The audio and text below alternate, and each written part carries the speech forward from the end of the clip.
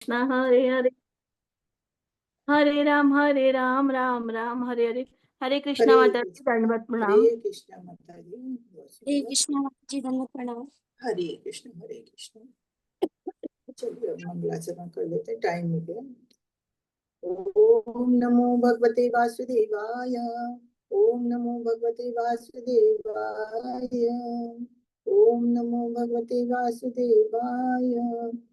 मम ज्ञातिमिरान्धस्य ज्ञानाञ्जन शलाकया चक्षुरुन्मिलितं येन तस्मै श्रीगुरुवे नमः। श्रीचैतन्यमनोभीष्टं स्थापितं येन भूतले स्वरूपा कदा मह्यं ददाति स्वपदान्तिकम्। वन्देऽहं श्रीगुरुं श्रीयुतपदकमलं श्रीगुरोन् वैष्णवंश श्रीरूपं साक्षातं सगणरघुनाथान्वितं तं सजीवम्। सादतं सावधूतं परिजन सहितं कृष्ण चैतन्य देवं श्री राधा कृष्ण पादान सगण ललता श्री विशाखान्वितं। हे कृष्ण करुणा सिंधु दीन बंधु जगतपते गोपेश गोपिका कांता राधा कांत नमस्ते। तप्ति कांचन गौरांगी राधे वृंदावनेश्वरी विश्वान सुते देवी प्रणमामि हरे। नमो विष्णुपदाय कृष्ण पृष्ठाय भूतले श्रीमति भक्ति वेदांत स्वामी इति नामिने। नमस्ते सरस्वती देवी गौरवाणी प्रचारिणे निर्विशेष शून्यवादी पाश्चात्य विशितारिणे। जय श्री कृष्ण चैतन्य प्रभु नित्यानंदा श्री अद्वैत गदाधर शिवासादि गौरभक्तवृंद। हरे कृष्णा कृष्ण कृष्णा हरे हरे हरे राम राम राम हरे हरे।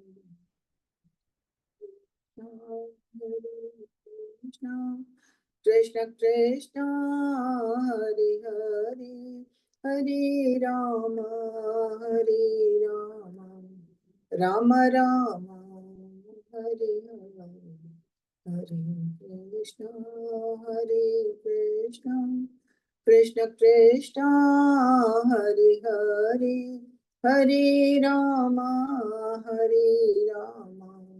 राम राम हरे हरे। हरे कृष्ण। सभी को सादर प्रणाम। सभी का 3 बजे की क्लास में स्वागत है। तो क्लास शुरू उससे पहले थोड़ी शेयरिंग कर देते हैं।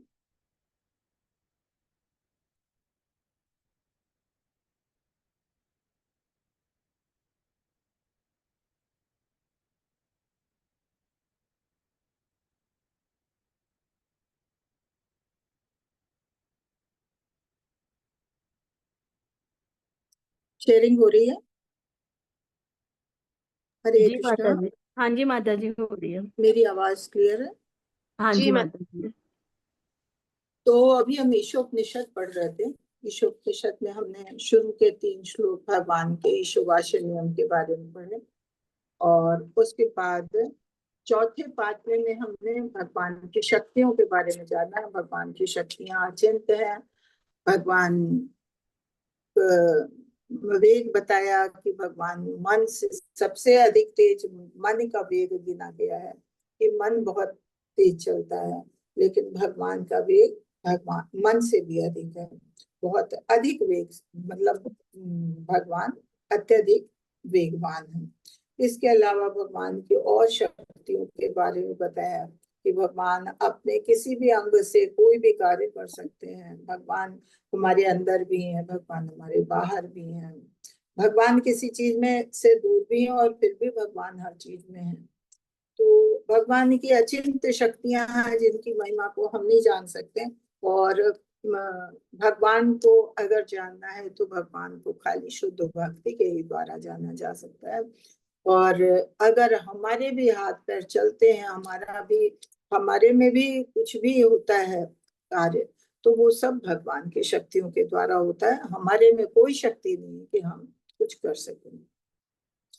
उसके बाद में छठे और सातवें श्लोक में हमने जाना था कि भक्त के बारे में, कि जो व्यक्ति भगवान भगवान के संदर्भ में हर व्यक्ति को, हर जीव को, हर वस्तु को देखता है, तो उसे ना तो किसी चीज से घृणा होती है, ना किसी चीज के प्रति मोह पैदा होता है, और ना किसी के लिए ईर्ष्या द्वेष होता है, ना कभी क्रोध आता है, ना कभी कोई चिंता होती है। क्योंकि जब हम ये चीज जानते हैं कि हर चीज भगवान के द्वारा उद्भूत है, भगवान की ही है, और भगवान सबकी आवश्यकताएं पूरी करते हैं, तो भगवान ने जो जितने भी जीव बनाए हैं सबकी आवश्यकताएं भगवान पूरी करने वाले। तो फिर जब भगवान सब कुछ करने वाले हैं तो हमें चिंता किस बात की? हमको सिर्फ भगवान से जुड़ना है, भगवान से अपने संबंध को फिर से स्थापित करना। अगर हम भगवान को इस बद्ध जीव के कारण, बद्ध जीव होने के कारण, भौतिक जगत में माया के कारण जो बद्ध जीव बन गए हैं, हमें इतना भौतिक जीवन से इतना मोह हो गया, इसको त्याग के हम भगवान की भक्ति में लगे, तो हमें फिर किसी चीज की कोई चिंता नहीं, कोई मोह नहीं, और किसी के प्रति घृणा नहीं। क्योंकि हम हर चीज में फिर भगवान को देखते हैं, भगवान के दर्शन करते हैं, तो हम किसी चीज से घृणा नहीं करते हैं। और फिर आठवें श्लोक में हमने जाना था कि जब हमने इतना तो कहा कि हाँ भगवान ही सब कुछ करते हैं, भगवान की में भक्ति करना चाहिए, तो फिर भगवान है क्या, भगवान के बारे में हमें जानना चाहिए। आठवां श्लोक ये कहता है कि आखिर वो पूर्ण पुरुषोत्तम व्यक्ति कौन है, जो अनादि है, अदेहधारी है, सर्वज्ञ है, अचिंत है, और हमारे जैसे शरीर से नहीं है, वो शिराओं से, हड्डी मंजा, इन सब चीजों से रहित है, अदूषित है, शुद्ध है, और क्या शब्द प्रयोग किए गए थे, परिभू है। परिभू मतलब सबसे बड़े, कि उनसे बड़ा कोई नहीं, उनके बराबर कोई नहीं है। इसके अलावा उनके लिए शब्द प्रयोग किए गए थे, अपाप विद्धम, मनीषी मनीषी के कुछ है सर। अपाप विद्धम शुद्धम, तो भगवान सबसे अधिक शुद्ध है। जैसे गंगा जल को, गंगा जी में लोग नहाते हैं तो अपने को शुद्ध करते हैं। भगवान का नाम और भगवान में कोई अंतर नहीं, खाली भगवान का नाम लेने मात्र से कोई भी शुद्ध हो जाता है। अपाप विद्धम, कि भगवान को हम भगवान की लीलाएं ऐसी होती हैं कि हमें देखने में लगता है कि वो पाप है। जैसे गोपियों के साथ उन्होंने रास लीला रचाई, या इतने असुरों का वध किया, तो देखने में लगता है कि उन्होंने कितने गलत कार्य किए, कि इतनों की हत्या कर दी, या गोपियों के साथ उन्होंने रास लीला है। लेकिन जब हम इसका ज्ञान अर्जित करते हैं, जब हम इनके बारे में जानते हैं, तब हम जानते हैं कि भगवान का कोई भी कार्य पाप जनित नहीं हो सकता है। भगवान ने अगर असुरों की हत्या की है, तो भगवान ने उनके साथ उनका भी उद्धार किया है। भगवान हर एक के प्रति दयालु है। असुर भी हैं तो वो उन्हीं के बच्चे हैं, तो भगवान किसी के साथ भी गलत नहीं करते हैं। असुर वो होते हैं जो गलत कार्य करते हैं, पहले भौतिक जगत के प्रति आकृष्ट होते हैं और उसी में खुश रहते हैं, और फिर वो भगवान को भूलने लगते हैं, और धीरे धीरे धीरे धीरे करते करते वो पाप जनित कार्य करते हैं, और निम्न योनि में जाते जाते जब उनकी अति हो जाती है, तब फिर वो असुर योनि में जाते हैं, कि वो भगवान को मानते नहीं बल्कि बहुत गलत कार्य करते हैं। फिर भगवान उनका उद्धार करते हैं। भगवान उद्धार करते हैं जब भगवान अपने हाथों से या अपने अस्त्र शस्त्रों से टच करते हैं, छूते हैं, मारते हैं, तो उनका उद्धार हो जाता है और वो उच्च लोकों में चले जाते हैं। इस तरह से भगवान अपाप विद्धम, भगवान कभी पाप नहीं करते। अगर गोपियों के साथ भी लीला की है तो भगवान उनकी इच्छाओं को पूरा करते हैं। वो गोपियां पूर्व जन्म में भगवान के अनन्य भक्तों में से थी, ऋषि मुनि थे, जो भगवान राम के समय में ऋषि मुनि के रूप में थे, और भगवान के रूप को देख के बहुत ही अधिक आकर्षित हो गए थे। उन्होंने जब भगवान से अब मिलने की बात की तो भगवान ने कहा अगले जन्म में हम उनको मिलेंगे। तो अगले जन्म में वो उन्होंने गोपियों का रूप लिया और भगवान से के प्रति आकर्षित हुई, तो भगवान ने उनकी सबकी इच्छाएं पूरी की। लेकिन भगवान का दिव्य शरीर है, भगवान दिव्य है, भगवान कभी गलत नहीं करते हैं। तो भगवान कोई हमारी तरह भौतिक जगत के नहीं है, भौतिक शरीर वाले नहीं है कि भगवान कोई में कोई काम वासना है। भगवान तो आत्मा राम, भगवान तो स्वयं संतुष्ट है, तो वो सबकी संतुष्टि के लिए कार्य करते हैं, ना कि कोई पाप। तो इस तरह से भगवान अपाप विद्धम है, भगवान शुद्ध है। उनकी तुलना सूर्य से की गई है कि जैसे सूर्य की रोशनी होती है तो कोई भी चीज अगर बदबू दे रही है, खराब हो जाती है या कहीं कीचड़ है, तो वहां जब सूर्य की रोशनी पड़ती है तो वो अपने उसकी नमी को अपने अंदर सोख लेती है और उस चीज को शुद्ध कर देती है, ठीक कर देती है, सही कर देती है। तो ऐसे भगवान का अगर नाम, भगवान का जाप, भगवान की लीलाओं का श्रवण कुछ भी है, अगर भगवान के करीब पहुंचते हैं तो भगवान जो है हमको शुद्ध करते हैं। तो भगवान शुद्धम है, भगवान भगवान अपाप विद्धम है, भगवान परिभू है।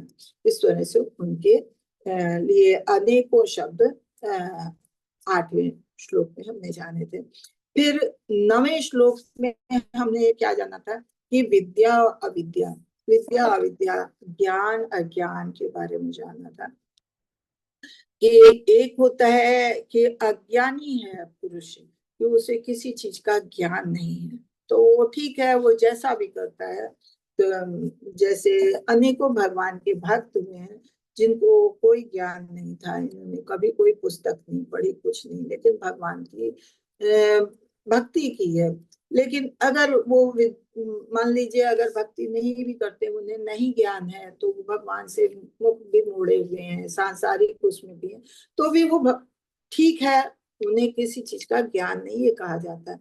लेकिन कुछ लोग होते हैं जो ज्ञान तो बहुत ज्यादा अर्जित करते हैं, जैसे ये भौतिक ज्ञान, चाहे दार्शनिक हैं, चाहे राजनीतिक लोग हैं, चाहे वैज्ञानिक लोग हैं, ये लोग ज्ञान तो बहुत हासिल करते हैं और अपने को बहुत ज्ञानी मानते भी हैं, बहुत होशियार मानते हैं, अपने ज्ञान के बल पे अनेकों योजनाएं बनाते हैं। लेकिन उनका ज्ञान अपूर्ण होता है। क्यों? क्योंकि अगर जिस भी ज्ञान में भगवान का ध्यान नहीं है, भगवान को नहीं जोड़ा जाता है, तो वो अज्ञान, वो ज्ञान बेकार है। वो ज्ञान जो है वो अज्ञान से बढ़ के खतरनाक होता है। क्योंकि वो उनको इतना ज्ञान है कि वो सबको गुमराह करते हैं, क्योंकि उन्हें तो भगवान से तो उन्होंने मुख मोड़ा हुआ, भगवान को विस्मृत किया हुआ है और भौतिक जगत का ज्ञान हासिल कर रहे हैं और भौतिक चीजों में उन्नत को ही सर्वोच्च मानते हैं और वैसे ही लोगों को ज्ञान बांटते हैं, जिससे लोग भ्रमित होते हैं। या कुछ लोग होते हैं जो भक्तों का रूप धारण कर लेते हैं, कि उनके तरह गेरुए कपड़े पहन लिए, जटाजूट बना लिया, टीका लगा लिया और भौतिक जगत में लिप्त होते हैं। तो ऐसा ज्ञान कहते हैं अज्ञान से भी अधिक खतरनाक होता है। क्यों? क्योंकि वो सामान्य लोगों को भ्रमित करता है। तो किस तरह से उसकी तुलना कैसे की गई कि एक साधारण सर्प होता है और एक होता है नाग, जिसके सर पे मणि होती है। तो कहते हैं जो मणिधारी नाग होता है वो साधारण सर्प से अधिक खतरनाक होता है। तो इसी तरह से जो अज्ञानी है उसकी अपेक्षा जो ज्ञान अर्जित किया है लेकिन भगवान का ज्ञान उसमें नहीं है, तो वो अधिक खतरनाक होता है। तो ये अभी तक हमने जाना 9वें श्लोक तक। आज हम 10वां श्लोक लेते हैं और 10वें श्लोक में हम क्या जानेंगे कि ज्ञान और अज्ञान का से कैसे फल प्राप्त होते हैं। मतलब एक है ज्ञानी है, उससे क्या फल प्राप्त होते हैं, और एक अज्ञानी है, उससे क्या फल प्राप्त होते हैं। ज्ञान और अज्ञान में अंतर जानेंगे। हरे कृष्णा। शिव प्रभात की जय। राधा माधव की जय। सापेक्ष 9 से 11 ज्ञान की दृष्टि में हमने कहा ना। 9वें श्लोक में हमने ज्ञान अज्ञान जाना कि ज्ञान अज्ञान क्या है। अब 10वें में भी हम ज्ञान अज्ञान के बारे में जानते हैं कि उसके फल क्या होते हैं। मंत्र 9 में 2 प्रकार के लोगों की चर्चा की गई, जिन्हें कृष्ण का ज्ञान नहीं है, और या वे जो केवल अज्ञानी हैं, जो भौतिक विद्वता के अनुयायी हैं, वे इस अंतर ज्ञान नहीं मानते। दोनों प्रकार के लोग भगवान के स्वामित्व की अवहेलना करते हैं और परिणाम स्वरूप अज्ञान के सबसे अंधेरे क्षेत्रों में अवतीर्ण किए जाते हैं। तो जो दो हमने पढ़े 9वें श्लोक में, कि एक तो पूरे अज्ञानी और एक ज्ञानी बनते हैं, उन्होंने ज्ञान हासिल किया लेकिन भौतिक ज्ञान, कृष्ण का ज्ञान नहीं। तो ये दोनों ही ऐसे हैं कि जो भगवान के अस्तित्व को नहीं मानते, भगवान की अवहेलना करते हैं। तो ऐसे लोग जो है अज्ञान के अंधेरों में गिराए जाते हैं, और इस तरह से ये मिथ्या ज्ञान की खेती का परिणाम जो है वो गलत होता है। अब 10वें श्लोक मंत्र 10 बताता है कि सच्चा ज्ञान इनमें से किसी से भी अलग परिणाम लाता है, कि जो वास्तव ज्ञान है, वास्तविक ज्ञान क्या है, सच्चा ज्ञान क्या है, जो कृष्ण भावनामृत में हमें जोड़ता है, भगवान की भक्ति दिलाता है, तो उससे उसके परिणाम इन सबसे अलग हैं। ये वास्तविक और भ्रामक ज्ञान के बीच भेदभाव करने के कारण एक धीरा सा मार्गदर्शन देना की आवश्यकता पर जोर देता है। तो फिर इसमें जो बताया 10वें मंत्र में कि जो वास्तविक ज्ञान से फल मिलता है, उसमें और हमारे अज्ञान में कितना अंतर है, उसके भेदभाव को बताएगा, और फिर उसकी क्या आवश्यकता है उसके बारे में बताएंगे। हरे कृष्ण। आगे पढ़ते हैं। अन्य अन्यतेव आहु विद्या अन्यताहु अविद्या इति शुभम धीराणाम येन स्यद विचचर्चिरे। मनीषियों ने बताया है कि ज्ञान के विकास से एक फल प्राप्त होता है, जबकि अज्ञान के विकास से दूसरा, यानी कि भिन्न फल। मनीषी कौन? जो हमारे आचार्य लोग हैं, जो भगवान के भक्त लोग हैं, उन्होंने इस चीज का वर्णन किया है कि ज्ञान जिसको वास्तविक ज्ञान होता है उसका फल क्या होता है, और जो दूसरा अज्ञान का विकास जिसमें है उसका फल क्या होता है, उसके बारे में बताते हैं। अब ये भगवत गीता के 4 श्लोक हैं। 4 श्लोक में अविद्या का ज्ञान क्या है, और क्या मनुष्य की होनी चाहिए, क्या कहते हैं, गुण होने चाहिए, उसके बारे में बताया है। 13वें जब भगवत गीता के 13वें अध्याय के 8 से 12 श्लोक ये कहते हैं। इसमें बताते हैं कि विनम्रता, दम्भहीनता, अहिंसा, सहिष्णुता, सरलता, प्रामाणिक गुरु के पास जाना, पवित्रता, स्थिरता, आत्म संयम, इंद्रिय तृप्ति के विषयों का परित्याग, अहंकार का अभाव, जन्म मृत्यु वृद्धावस्था तथा रोगों के दोषों की अनुभूति, वैराग्य, स्त्री संतान, घर तथा अन्य पशुओं की ममता से मुक्ति, अच्छी तथा बुरी घटनाओं के प्रति संभाव, मेरे प्रति यानी कि भगवान के प्रति निरंतर अनन्य भक्ति, एकांत स्थान में रहने की इच्छा, जन समूह से विलगाव, आत्म साक्षात्कार की महत्ता को स्वीकारना तथा परम सत्य की दार्शनिक खोज, इन सबको मैं ज्ञान घोषित करता हूँ, और इसके अतिरिक्त जो भी है वो सब अज्ञान है। पहले तो उन्होंने एक सारे जो भक्ति के गुण है वो बता दिए, और उसके बाद उन्होंने बताया ऐसे गुणी लोग जो होते हैं तो उन्हें ज्ञान हो जाता है कि भगवान के और अपने संबंध का ज्ञान, आत्म साक्षात्कार की महत्व को वो समझने लगते हैं, और वो जानते हैं कि हमें कैसे लोगों से दूर रहना चाहिए, एकांत में रहना पसंद करते हैं, और उन्हें अपने भी जो चाहे संतान है, स्त्री है, परिवार है, सबके प्रति जो ममता होती है उससे मुक्ति हो जाती है, किसी चीज का उन्हें असर नहीं होता है, और जन्म मृत्यु वृद्धावस्था रोगों में इन सब की अनुभूति हो जाती है कि ये सब चीजें सत्य हैं, इसलिए इस संसार में कुछ भी नहीं है, इस संसार में जो कुछ भी है खाली भगवान ही है। तो जिसको इस तरह से परम सत्य की खोज हो जाती है तो वही ज्ञान है। तो ये ज्ञान क्या हुआ? जो भगवान से संबंधित हर चीज को बताता है, और जो इन सब चीजों से परे है वो सब अज्ञान है। ये 13वें श्लोक में भगवत गीता के 13वें चैप्टर के 8 से 12 श्लोक में बताया। अब उसका इन्होंने डिटेल में बाद में बताते हैं। जैसा कि भगवद गीता के 13वें अध्याय में 8 से 12 श्लोक में उपदेश दिया है। तो क्या कहते हैं, मनुष्य को निम्नलिखित विधि से ज्ञान का सेवन करना चाहिए। उन्होंने पहले बताया कि 8 से 12 में जो कुछ भी है वही ज्ञान है, उसके अलावा सब कुछ अज्ञान है। तो पहला बताया, स्वयं भद्र पुरुष बनकर अन्यों के समुचित सम्मान करना सीखना, कि अपना शांत सही पुरुष बने और बाकी सबको सम्मान देना है। केवल नाम तथा यश के लिए कभी धर्मात्मा का स्वांग नहीं करना। अपने नाम और यश के लिए, मान पाने के लिए, सम्मान पाने के लिए कोई भी ऐसा कार्य नहीं करना है कि हम बंदे तो धर्मात्मा है। जैसे हमने कहा कि कोई साधु का वेश धर लेता है लेकिन वो लिप्त रहता है सांसारिक चीजों में, तो इस तरह का कोई स्वांग नहीं रखना है, कोई नाटक नहीं करना। जो भी करना है, अगर भगवान की भक्ति करनी है तो वास्तव में करनी है। अपने शरीर के कार्यों, अपने मन के विचारों तथा वचनों से कभी दूसरों की परेशानियों का कारण नहीं बनना।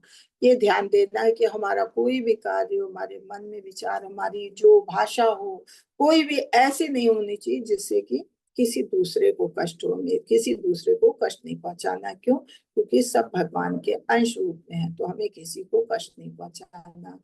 अन्यों के द्वारा उस उकसाए जाने पर भी धैर्य बनाए रखना सीखना है। ये हमने बताया था, कनिष्ठ अधिकारी होते हैं जो शुरू शुरू के भक्त होते हैं, नवदीक्षित, उनमें ये चीज होती है कि अगर किसी ने थोड़ा सा उकसाया तो उनका धैर्य टूट गया। लेकिन अगर आप भक्ति में आए हैं तो चाहे कोई कुछ भी, दुनिया का इंसान कुछ भी कहे, लेकिन आपको अपने में धैर्य बनाए रखना कि हम जो कर रहे हैं वो सही है, भगवान ही सब कुछ है।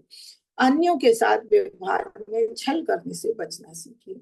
जैसे मनुष्य की एक गुण है छल करना, तो उस छल से हमें बचना। हमें किसी के साथ भी कोई छल नहीं करना। छल करने का मतलब किसी को भ्रम में नहीं डालना है। जैसे कि हम बताते हैं कि जो लोग धर्मात्मा बनने का स्वांग करते हैं, वो दूसरों को छलते हैं, दूसरों को धोखा देते हैं। तो उन चीजों से बचना, हमें किसी को धोखा नहीं देना है। ऐसा प्रामाणिक गुरु को चाहिए जो क्रमशः आध्यात्मिक अनुभूति की अवस्था तक ले जाए। ऐसे गुरु का शरणागत बनकर उसकी सेवा करना और यथावश्यक प्रश्न पूछने चाहिए। हमको जब भक्तों का साथ करें तो उसमें एक प्रामाणिक गुरु खोजना चाहिए जो गुरु शिष्य परंपरा में हो और जो हमें पूरी तरह से भगवान की आध्यात्मिक अनुभूति का दर्शन करा सके। और जब हमें गुरु मिल जाता है तो उसके पूर्णतया शरणागत होकर उसकी सेवा करना और उससे फिर भगवान के बारे में जिज्ञासा करना, प्रश्न पूछना। आत्म साक्षात्कार के पद तक पहुंचने के लिए शास्त्रों द्वारा आदिष्ट विधि विधान का पालन करना। अब भगवान से जोड़ने के लिए जो भी शास्त्रों में निहित है विधि विधान, जो हमारे गुरु बताते हैं, उनका हमें यथायोग पालन करना चाहिए। शास्त्रों के सिद्धांतों में दृढ़ रहना। जो भी सिद्धांत बताए गए हैं कि आपको क्या करना है, क्या नहीं करना है, उसके प्रति में हमेशा दृढ़ रहना है। आत्म साक्षात्कार में बाधक आदतों को पूर्णतया छोड़ देना चाहिए। जो हमें भगवान की भक्ति में आगे बढ़ने से हमारी आदतें, बुरी आदतें, उनको हमें छोड़ देना चाहिए। बुरी आदतें क्या होती है? जैसे हम नशा करते हैं, गलत चीजें खाते हैं, गलत लोगों के बीच में बैठते हैं, हम टीवी देख रहे हैं, नाटक देख रहे हैं, पिक्चर देख रहे हैं, दुनियादारी में लगे, तो ऐसी आदतों को हमें छोड़ देना चाहिए। हमें पूरी तरह से भगवान से जुड़ने की कोशिश करनी चाहिए। या अपने को बिजी रखने के लिए कोई गेम खेलने लगते हैं, ताश खेलते हैं, तो ये सब चीजें हमें छोड़ देना चाहिए। शरीर के पालन के लिए आवश्यकता से अधिक ग्रहण नहीं करना चाहिए। हमें शरीर का पालन करना है, क्योंकि शरीर है तभी हम भगवान की भक्ति कर पाएंगे। जब शरीर ही नहीं होगा तो शरीर हमें मिला है अपने कर्म करने के लिए, तो शरीर का हमें उतना ही पालन करना है कि बस हमारी शारीरिक आवश्यकताएं पूरी होती रहे। हमें शौक नहीं करना है अपने शरीर के लिए, बस हमें आवश्यकताएं पूरी करनी है शरीर की, कि शरीर हमारा स्वस्थ रहे ताकि हम भगवान का भजन कर सकें। ना तो स्थूल देह को स्वयं अपना मानना, ना ही शरीर से संबंधित लोगों को अपना मानना। हमें अपने शरीर को भी अपना नहीं मानना है, क्योंकि ये हमारा साथ छोड़ देगा। और न इस शरीर से संबंधित लोगों को कि कौन हमारा माता है, कौन पिता है, कौन भाई है, कौन बंधु है, कौन हमारा मित्र है, ऐसे संबंध हमेशा छोड़ देना। हमें संबंध किससे रखना है? सिर्फ भगवान के भक्तों के साथ उनके संबंध रखना। बाकी ये शारीरिक संबंध, हमारे शरीर से जुड़े हुए संबंध है, इनको जो है अपना मानना नहीं चाहिए कि ये हमारे अपने कभी नहीं हो सकते हैं। सब एक न एक दिन छोड़ के हमें चले जाएंगे, इसलिए कोई हमारा नहीं। हमारा कौन है? सिर्फ एक भगवान है जो हमेशा हमारे साथ रहेगा। तो अपनी ना अपने शरीर को, ना शरीर से संबंधित लोगों को कभी अपना नहीं माना। ठीक है, आए हैं इस संसार में, हमें भगवान ने जिम्मेदारियां दी हैं, वो पूरी करनी है, लेकिन इनसे अपना संबंध को प्रगाढ़ नहीं करना है, इनके प्रति हमें मोह नहीं रखना है। सदैव स्मरण रखना चाहिए कि जब तक भौतिक शरीर है तब तक जन्म, जरा, मृत्यु आदि का को भोगना पड़ेगा। देह के इन कष्टों से छुटकारा पाने के लिए योजना बनाने से कोई लाभ नहीं। सर्वोत्तम मार्ग यही है कि उस साधन की खोज की जाए जिससे आध्यात्मिक स्वरूप पुनः प्राप्त हो सके। अब जब तक ये शरीर रहेगा तब तक हम जन्म, मृत्यु, हमें हमारा जन्म भी हुआ है, शरीर बीमार भी होगा, बुढ़ापा भी आएगा, मृत्यु भी आएगी, बीमारी आएगी, व्याधि भी आएगी। तो ये सब चीजें हमें भोगना है। और जब हम इन कष्टों से छुटकारा पाना है तो हमको ये सोचना है कि भगवान से हम कैसे जुड़े, कि इनसे कैसे छुटकारा पाए। और इन कष्टों से छुटकारा पाने के लिए जब हम योजनाएं बनाते हैं कि नहीं हम नौकर रख लेंगे, वो हमारी सेवा करेगा, हम हमारे पास इतना धन रहेगा कि डॉक्टर से जैसा भी होगा हम इलाज करवाएंगे, हमारी सेवा के लिए नर्सें रहेंगी, सब हमारे काम करने के लिए रहेंगे, तो हमारा शरीर तो बना रहेगा। तो इस तरह की हम योजनाएं बनाते हैं, लेकिन इन योजनाओं को बनाने से कोई फायदा नहीं। अगर जिसका जन्म हुआ है तो बीमार भी पड़ेगा और बुढ़ापा भी आएगा, उसको मृत्यु भी आएगी। तो इस तरह की योजनाएं बनाना ये हमारी मूर्खता होती है। सर्वोत्तम मार्ग यही है कि हम ऐसा साधन खोजें कि जिससे हमें दोबारा इस जगत में शरीर धारण ही ना करना पड़े। और वो क्या है? आध्यात्मिक स्वरूप। आध्यात्मिक स्वरूप मतलब इस संसार को छोड़ के हम सीधे जाएं तो भगवत धाम हो जाएं, कि हमें दोबारा इस संसार में ना आना पड़े। यही हमारे लिए सर्वोत्तम मार्ग है। आध्यात्मिक उन्नति के लिए जीवन की जितनी आवश्यकताएं हैं उनसे अधिक के प्रति आसक्ति नहीं होनी चाहिए। अब हमें आध्यात्मिक उन्नति के लिए जीवन की कितनी आवश्यकता है कि हमें शरीर को अपना स्वस्थ बनाए रखना है, हमें तन को भी ढकना है, हमें भोजन भी थोड़ा तो चाहिए जो शरीर को स्वस्थ बनाए रखे, भोजन पानी चाहिए, हमें नींद भी चाहिए, लेकिन बस जितनी हमारी आवश्यकता है उतनी, उससे अधिक हमें किसी चीज के प्रति आसक्ति नहीं होनी चाहिए। स्त्री, संतान, घर के प्रति शास्त्रों की आज्ञा से अधिक आसक्त नहीं होना चाहिए। अब एकदम से तो कोई घर परिवार, स्त्री, पुत्र, बच्चे नहीं छोड़ देता है, लेकिन एक समय होना चाहिए। बस जितनी आसक्ति हमें शास्त्रों ने दी है, जितनी आज्ञा दी है, उतनी ही आसक्त होना चाहिए बस। जैसे हमको इन सब चीजों के प्रति आसक्ति बताई गई है 25 से 50 साल तक, वो हमारी गृहस्थ आश्रम होता है। तो बस उतने टाइम की हमें आसक्ति होनी चाहिए, और वो भी आसक्ति इतनी ही कि जो हमें भगवान की भक्ति में बाधक ना पहुंचाए। हमें उनसे अधिक मोह नहीं पैदा करना है। बस ये कि हाँ भगवान ने हमें इनकी जिम्मेदारी दी है तो हमें ये जिम्मेदारियां पूरी करनी है, इतना हमें साथ बना के रखना बस, और इससे अधिक आसक्त नहीं होना। मन द्वारा उत्पन्न इष्ट तथा अनिष्ट की भावनाओं से सुखी या दुखी नहीं होना चाहिए। अब मन में थोड़ा सा अगर हमारे साथ थोड़ा सा बुरा हो गया, कुछ नुकसान हो गया तो हम बहुत दुखी हो गए, थोड़ा सा हमारे लिए अच्छा हो गया तो हम बहुत खुश हो गए, या किसी ने हमारी बहुत तारीफ कर दी तो हम बहुत खुश हो गए। तो ये सुख दुख इस तरह से मन से उत्पन्न चीजों के लिए भावनाओं से, ना मैं सुखी होना ना दुखी होना। ठीक है, नुकसान हो गया कोई बात नहीं, जैसे अभी हमारे साथ तो कुछ फ्रॉड हो गया, पैसे का नुकसान हो गया, ठीक है, हो गया तो हो गया, वो हमारा नहीं था, भगवान की जो इच्छा थी हो गया, जिसकी किस्मत में था उसके पास चला गया, हमें उसकी आवश्यकता नहीं रही होगी, भगवान ने समझा होगा हमारे लिए वो नहीं है। ठीक है, जितना हमारे पास है हम खुश हैं, जितना भी हमारा है वो हमारे पास रहेगा, जो हमारे पास नहीं वो किसी ना किसी तरह हमारे पास से चला जाएगा। इस तरह से अगर हम सोचेंगे तो दुखी नहीं होंगे, वरना हम बहुत दुखी होंगे कि यार बताओ इतनी मेहनत से इतना पैसा कमाया और इतना चला गया। नहीं, तो हमें इन चीजों के लिए ना बहुत खुश होना है ना दुखी होना है। कभी हमारी लॉटरी निकल गई, अरे भाई हम तो बहुत खुश हो गए, हमारे को बहुत बड़ा फायदा हो गया। नहीं, हमारा कोई फायदा नहीं हुआ। ये भगवान ने हमें दिया है तो ठीक है, इस चीज को हमें भगवान के उसमें लगा, भगवान की सेवा में लगा देना चाहिए। क्यों? क्योंकि कोई चीज भी हमारी नहीं है। तो इस तरह से मन के द्वारा कोई भी नुक्स फायदा होता है तो उससे हमें सुखी और दुखी नहीं होना है, मन को समझा के रखना है। भगवान श्री कृष्ण के अनन्य भक्त बनना चाहिए और पूर्ण मनोयोग से उनकी सेवा करनी चाहिए।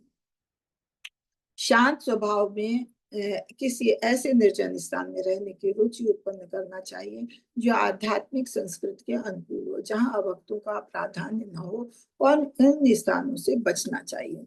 तो ऐसे जब हमें भगवान की भक्ति करनी है तो हमें फिर बहुत लोगों के बीच में, जनसंघ के बीच में नहीं बैठना चाहिए। हमें ऐसी जगह ढूंढनी चाहिए जहां हमारे आध्यात्मिक संस्कृति के अनुकूल हो, कि हमारी भक्ति में आगे बढ़ने की।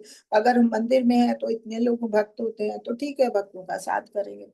लेकिन पता चला आज हम किटी पार्टी कर रहे हैं, आज हम होटल गए हैं, आज हम अरे चलो आज वहां घूम आते हैं, या किसी रिश्तेदार के घर घूम आते हैं, लोगों से मिल लेते हैं, या हमारे मित्रों का है, चलो मित्रों के साथ कोई पार्टी कर लेते हैं। नहीं, हमें इन सब चीजों में रुचि नहीं होनी चाहिए। इन सब से हमें अपने को एकांत में रखना ज्यादा पसंद होना चाहिए, ताकि हम भगवान, क्योंकि ऐसी जगहों पे जाने से हमारी आध्यात्मिक उन्नति में बाधा पड़ती है। तो ऐसी जगह जाने से हमेशा अपने को रोकना चाहिए, अभक्तों का साथ नहीं करना चाहिए।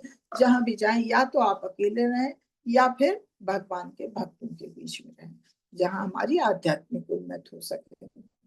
वैज्ञानिक तथा दार्शनिक बनकर आध्यात्मिक ज्ञान के विषय में शोध करना चाहिए, और ये मानना चाहिए कि आध्यात्मिक ज्ञान स्थायी है, जबकि भौतिक विज्ञान शरीर की मृत्यु के साथ ही समाप्त हो जाएगा।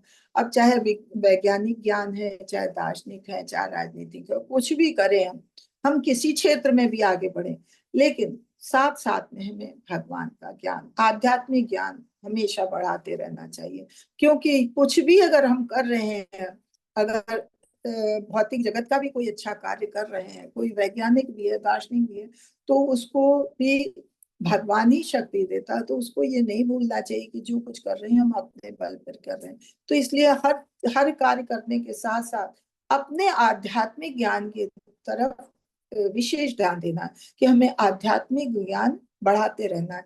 क्योंकि आध्यात्मिक ज्ञान ऐसा है कि जो हमेशा हम स्थायी है। अगर भगवान की भक्ति है, भगवान का साथ है, तो वो हमेशा इस जन्म में, अगले जन्म में, अगले से अगले जन्म में हमेशा हमारे साथ रहेगा। लेकिन अगर हम भगवान के आध्यात्मिक ज्ञान को भूल के खाली भौतिक ज्ञान लेते हैं, तो भौतिक ज्ञान तो हमारा शरीर छूटेगा, उसके साथ ही साथ ये समाप्त हो जाएगा। एक वैज्ञानिक या दार्शनिक बनना चाहिए और आध्यात्मिक ज्ञान में अनुसंधान करना चाहिए, मानते हुए कि आध्यात्मिक ज्ञान स्थायी है, जबकि भौतिक ज्ञान शरीर की मृत्यु के साथ समाप्त हो जाता है। भक्ति विनोद ठाकुर जी कहते हैं, भौतिक ज्ञान के सभी रूप मायावी ऊर्जा के बाहरी लक्षण हैं। इन्हें विकसित करने से व्यक्ति गधे में परिवर्तित हो जाता है। ये अगर भौतिक ज्ञान हम खाली ले रहे हैं कि हमने BA, MA, MTech, BTech, doctor बन गए, इंजीनियर बन गए, एमबीए कर लिया, बहुत बड़े बिजनेसमैन बन गए, बहुत बड़े बड़े जॉब हासिल कर लिए, तो ये सब हमें खाली गधे के रूप में परिवर्तित करते हैं। गधा क्या करता है? वो अपनी बुद्धि से काम नहीं लेता, खाली दिन भर मेहनत करता रहता है। तो ये सब विज्ञान करके लेके हम क्या करते हैं? अच्छी से अच्छी बड़ी से बड़ी नौकरी ढूंढते हैं और उसके लिए दिन रात अपने को बिजी रखते हैं। इतना बिजी हो जाते हैं कि हम अपने परिवार, अपने बच्चों तक के बारे में नहीं सोच पाते। इवन तो फिर हम जब अपने परिवार के बारे में नहीं सोच पाते तो हम भगवान के बारे में कैसे, आध्यात्मिक ज्ञान के बारे में कैसे सोचेंगे। तो ये एक गधे में परिवर्तित कर देता है। हमें इन सब चीजों से बचना। हम सारे ज्ञान, ठीक है, भौतिक ज्ञान अपने जीवनचर्या को चलाने के लिए भौतिक ज्ञान अर्जित करिए, पैसा कमाइए, लेकिन अपनी आवश्यकता के अनुसार बस। बहुत पीछे भागना नहीं है। हमें इन सब के साथ साथ अपने आध्यात्मिक ज्ञान को हमेशा बढ़ाना चाहिए, क्योंकि आध्यात्मिक ज्ञान हमें हमारा स्थायी होता है। अविद्या और विद्या। प्रभुपाद जी क्या क्या कहते हैं कि आधुनिक शिक्षा विश्वविद्यालयों के संदर्भ में अविद्या की बातें करते हैं।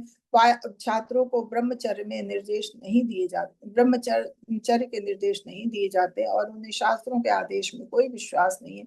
धार्मिक सिद्धांतों को केवल नाम और प्रसिद्धि के लिए पढ़ाया जाता है, न कि व्यवहारिक कार्रवाई के लिए। ज्ञान की उन्नति से आधुनिक मनुष्य केवल गधे में परिवर्तित होता जा रहा है। अब ये जो आजकल स्कूल, कॉलेज, विश्वविद्यालय, इसमें क्या है, भौतिक ज्ञान ही तो बढ़ाते हैं। इसमें धार्मिक ज्ञान तो कुछ नहीं बढ़ाते हैं। धार्मिक ज्ञान कुछ नहीं बढ़ाते हैं। उससे क्या है कि बच्चों में भगवान के प्रति, शास्त्रों के प्रति कोई विश्वास होता ही नहीं। ना किसी को शास्त्रों का ज्ञान है, ना भगवान का ज्ञान है।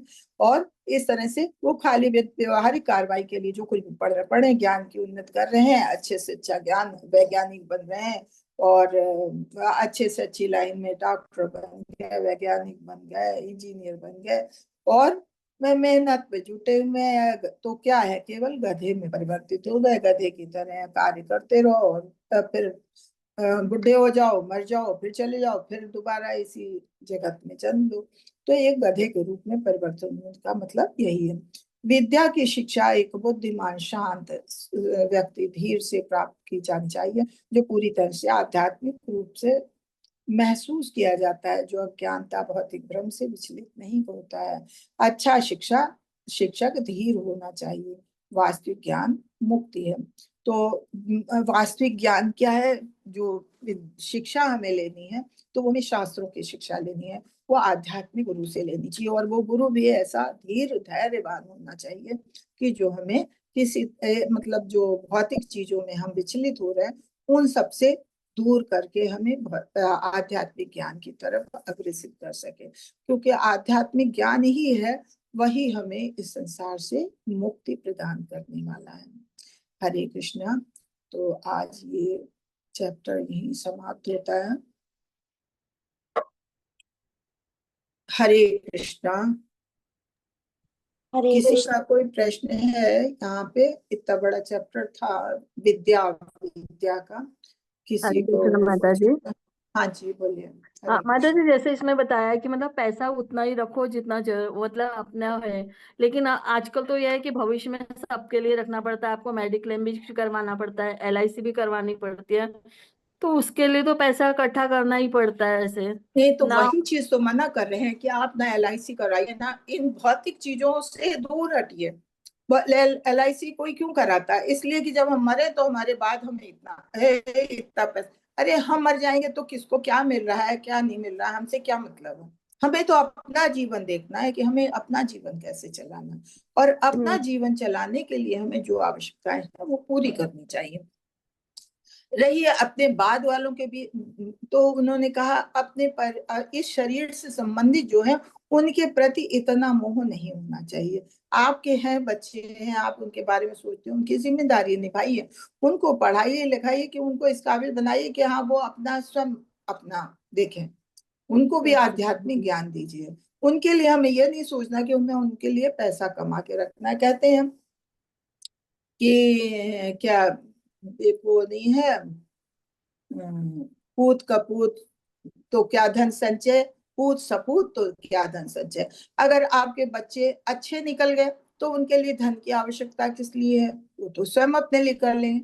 अगर पूत कपूत है, अगर हमारे बच्चे खराब निकल गए तो उनके लिए चाहे आप जितना भी धन इकट्ठा करेंगे तो वो उसको बर्बाद करेंगे, तो कोई फायदा नहीं। तो आप इन सब चीजों के बारे में क्यों सोचें कि आगे के बारे में कि हमारे बाद क्या होगा। अरे हमें हमें भगवान ने जीवन दिया है, शरीर दिया है अपनी आवश्यकताएं पूरी करने के लिए।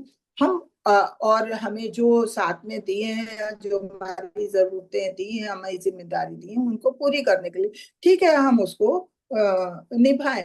लेकिन आगे के लिए हमें इतना धन संचय करने की क्या आवश्यकता है। धन हम उतना कमाएं जितना हमें आवश्यकता, और आवश्यकता से अधिक कुछ है भी तो हमें भगवान की भक्ति लगाना हरे चाहिए। कृष्ण माता जी, मेरा भी सेम क्वेश्चन है कि अभी आगे बच्चों को पढ़ाने के लिए और अपनी गृहस्थी चलाने के लिए भी तो पैसों की जरूरत होती है, तो मेहनत तो करनी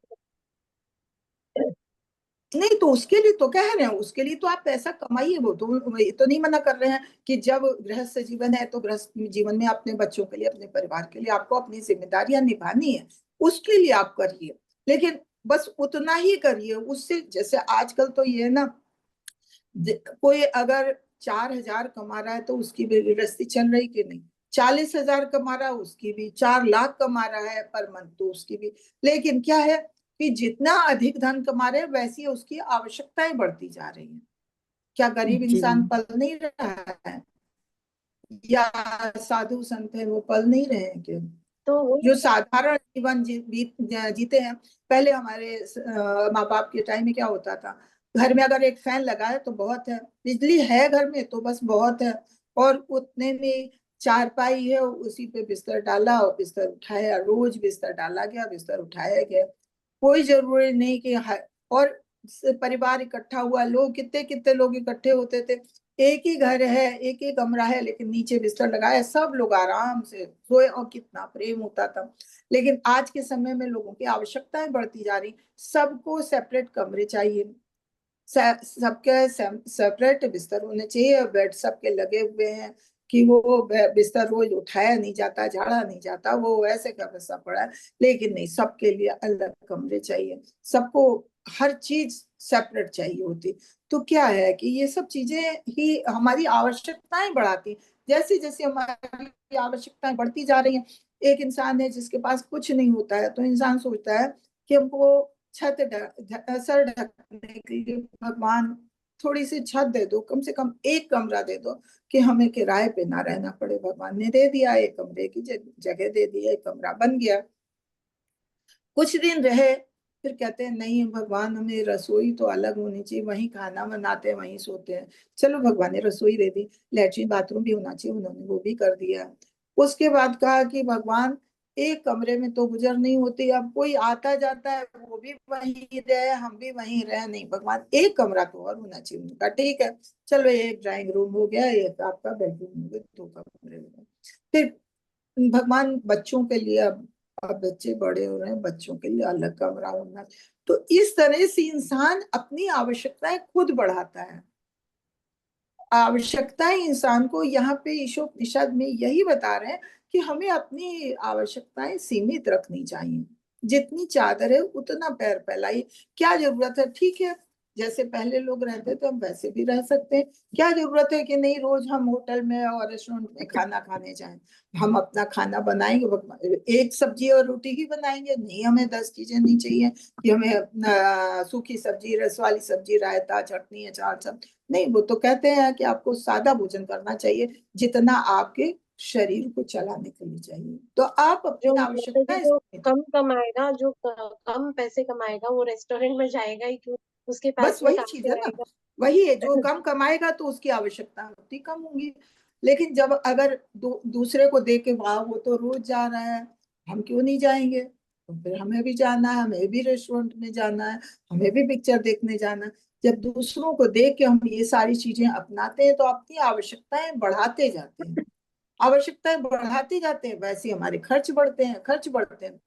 अब सोचिए, हमारे माँ बाप ने कम में गुजारा किया, हम अपनी जिंदगी में आए, हमने उनसे ज्यादा किया, अब आज हमारे बच्चे हैं उससे भी ज्यादा कर रहे हैं। तो ये है क्या है, आवश्यकताएं बढ़ा रहे हैं। आवश्यकताएं तो हम खुद बढ़ा रहे हैं, हमारे जीवन के लिए इतना तो नहीं चाहिए। उपदेशामृत में हम लोगों ने पढ़ा था कि प्रभुपाद जी कहते हैं, अगर किसी के पास थोड़ी सी जमीन और दुधारू गाय है तो उसका जीवन यापन करने के लिए बहुत है कि अपने उसमें खेती करे, अपना खाने के लिए अनाज उत्पन्न करे, उसमें चारा होगा वो गाय के लिए हो जाएगा, गाय का दूध लीजिए और जो कुछ अगर एक्स्ट्रा दूध या अनाज हो जाता है उसको बेचिए, उससे आप अपना और खर्चे निकाल लीजिए। तो उसके लिए माता जी, जीवन यापन। माता जी प्लीज हाँ। मुझे मेरी मेरी क्वेरीज सही करिए प्लीज। हम्म। मेरा लड़का यही सब मतलब पढ़ता है और उसने यही फॉलो किया, सिर्फ पढ़ा ही नहीं फॉलो भी किया है। उसने अपनी सिविल इंजीनियरिंग की जॉब छोड़ के गुरुकुल हम्म। में जॉब पकड़ ली है, उसको अभी कम सैलरी है, तो अभी हम्म। उसके लिए लड़की नहीं मिल रही है। मैं अभी इसका आप क्या समाधान दोगे माता जी, मतलब बताइए। हम सब इस रास्ते पे चल पड़े हैं, लेकिन अभी उसको लड़की नहीं मिल रही है क्योंकि उसकी सैलरी कम है। अब हम क्या करें, आप ही बताइए। आपको लड़की भी मिलेगी। हमने जब हम इस्कॉन से जुड़े हैं तो हम देख रहे हैं ऐसे ऐसे भक्त हैं जो इस्कॉन से जुड़े और इसमें आईआईटी में पीएचडी की है, लेकिन सब कुछ छोड़ के वो यहीं आ गए और उन्होंने तो कह दिया नहीं हमें शादी करनी नहीं, हमें ब्रह्मचारी बन के रहना है। पता चला माँ बाप का इकलौता बेटा है, माँ बाप तो चाहते हैं हमारे बेटे की शादी हो। उन्होंने कहा ठीक है अगर आप कहते हो तो हम शादी करेंगे। उन्होंने ऐसे ही एक आध्यात्मिक लड़की से शादी भी कर ली, शादी कर ली और सब कुछ छोड़ के और देखिए बैंगलोर में रह रहे। अभी हमारी उनसे ये बात नहीं हुई कि आखिर उनका कमाई का जरिया क्या है। उनकी वाइफ भी जॉब में थी क्योंकि पढ़ी लिखी है, और लेकिन वो भी यही क्लासेस ज्वाइन करती थी और वो क्लासेस लेते थे और जुड़ गए और आध्यात्मिक उन्नत में दोनों आगे बढ़ रहे हैं, अपना जीवन यापन भी कर रहे हैं। तो ऐसा नहीं है शादी आज नहीं कल होगी, उसके मार्ग की कोई ना कोई लड़की मिलेगी। देखिए जैसे आप विज्ञापन देते हैं बच्चों की शादी के लिए कि हमारा बच्चा इतना पढ़ा लिखा है और इतनी सैलरी है, इतना कमा रहा है, हमको ऐसी लड़की चाहिए उसके लिए सुंदर और इतना ऐसी पढ़ी लिखी ऐसा जॉब वाली। आप ऐसी ढूंढेंगे तो आपको हो सकता है दिक्कत आए। लेकिन नहीं अगर माता आप जी, उसमें ये सॉरी डालेंगे सॉरी कि मैं आपको। हमारा बेटा आध्यात्मिक उसमें जुड़ा हुआ है और लड़की भी हमें आध्यात्मिक ज्ञान वाली चाहिए, आध्यात्मिक झुकाव वाली चाहिए, और इस तरह के आप डालेंगे तो जरूर आपको लड़की मिलेगी।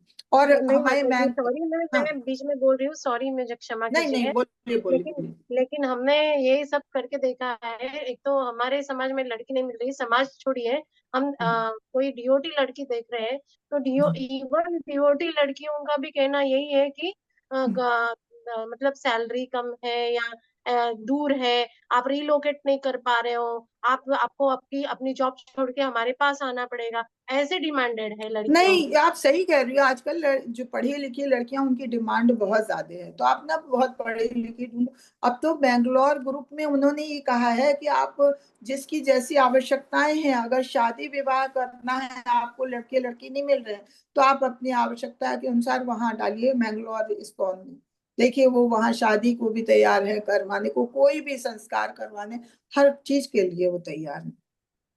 कि जी लड़के के मैम। लिए लड़की नहीं मिल रही, लड़की के लिए लड़का नहीं मिल रहा, क्योंकि ये लड़के के साथ ही नहीं, आपका बेटा है, किसी की बेटी है कि उसमें जुड़ गई है और वो फिर उनको कोई लड़का नहीं मिल रहा है। क्यों? क्योंकि हर परिवार तो नहीं चाहता, हर लड़का तो नहीं चाहता कि नहीं आप भगवान से जुड़े रहो, चाहते हैं सांसारिक जीवन जियो।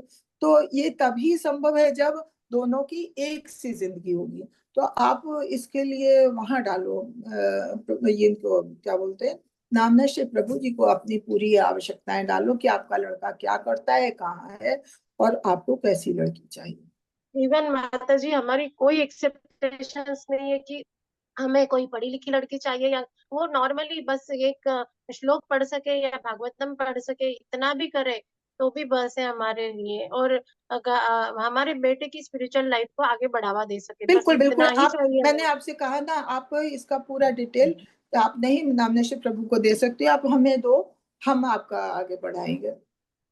जी माता जी, धन्यवाद। क्योंकि कहा है उन्होंने, अभी तक ये नहीं करते थे, अब तो वही कह रहे हैं कि अगर कोई इस तरह का है कि भाई क्योंकि वो ये देख रहे हैं कि जो लोग भक्ति से जुड़े हैं उनके माँ बाप बहुत असंतुष्ट हो जाते हैं कि भाई हमारे लड़के को लड़की नहीं मिल रही है, अरे हमारी लड़की को लड़का नहीं मिल रहा है, क्योंकि वो इसमें जुड़े हुए हैं।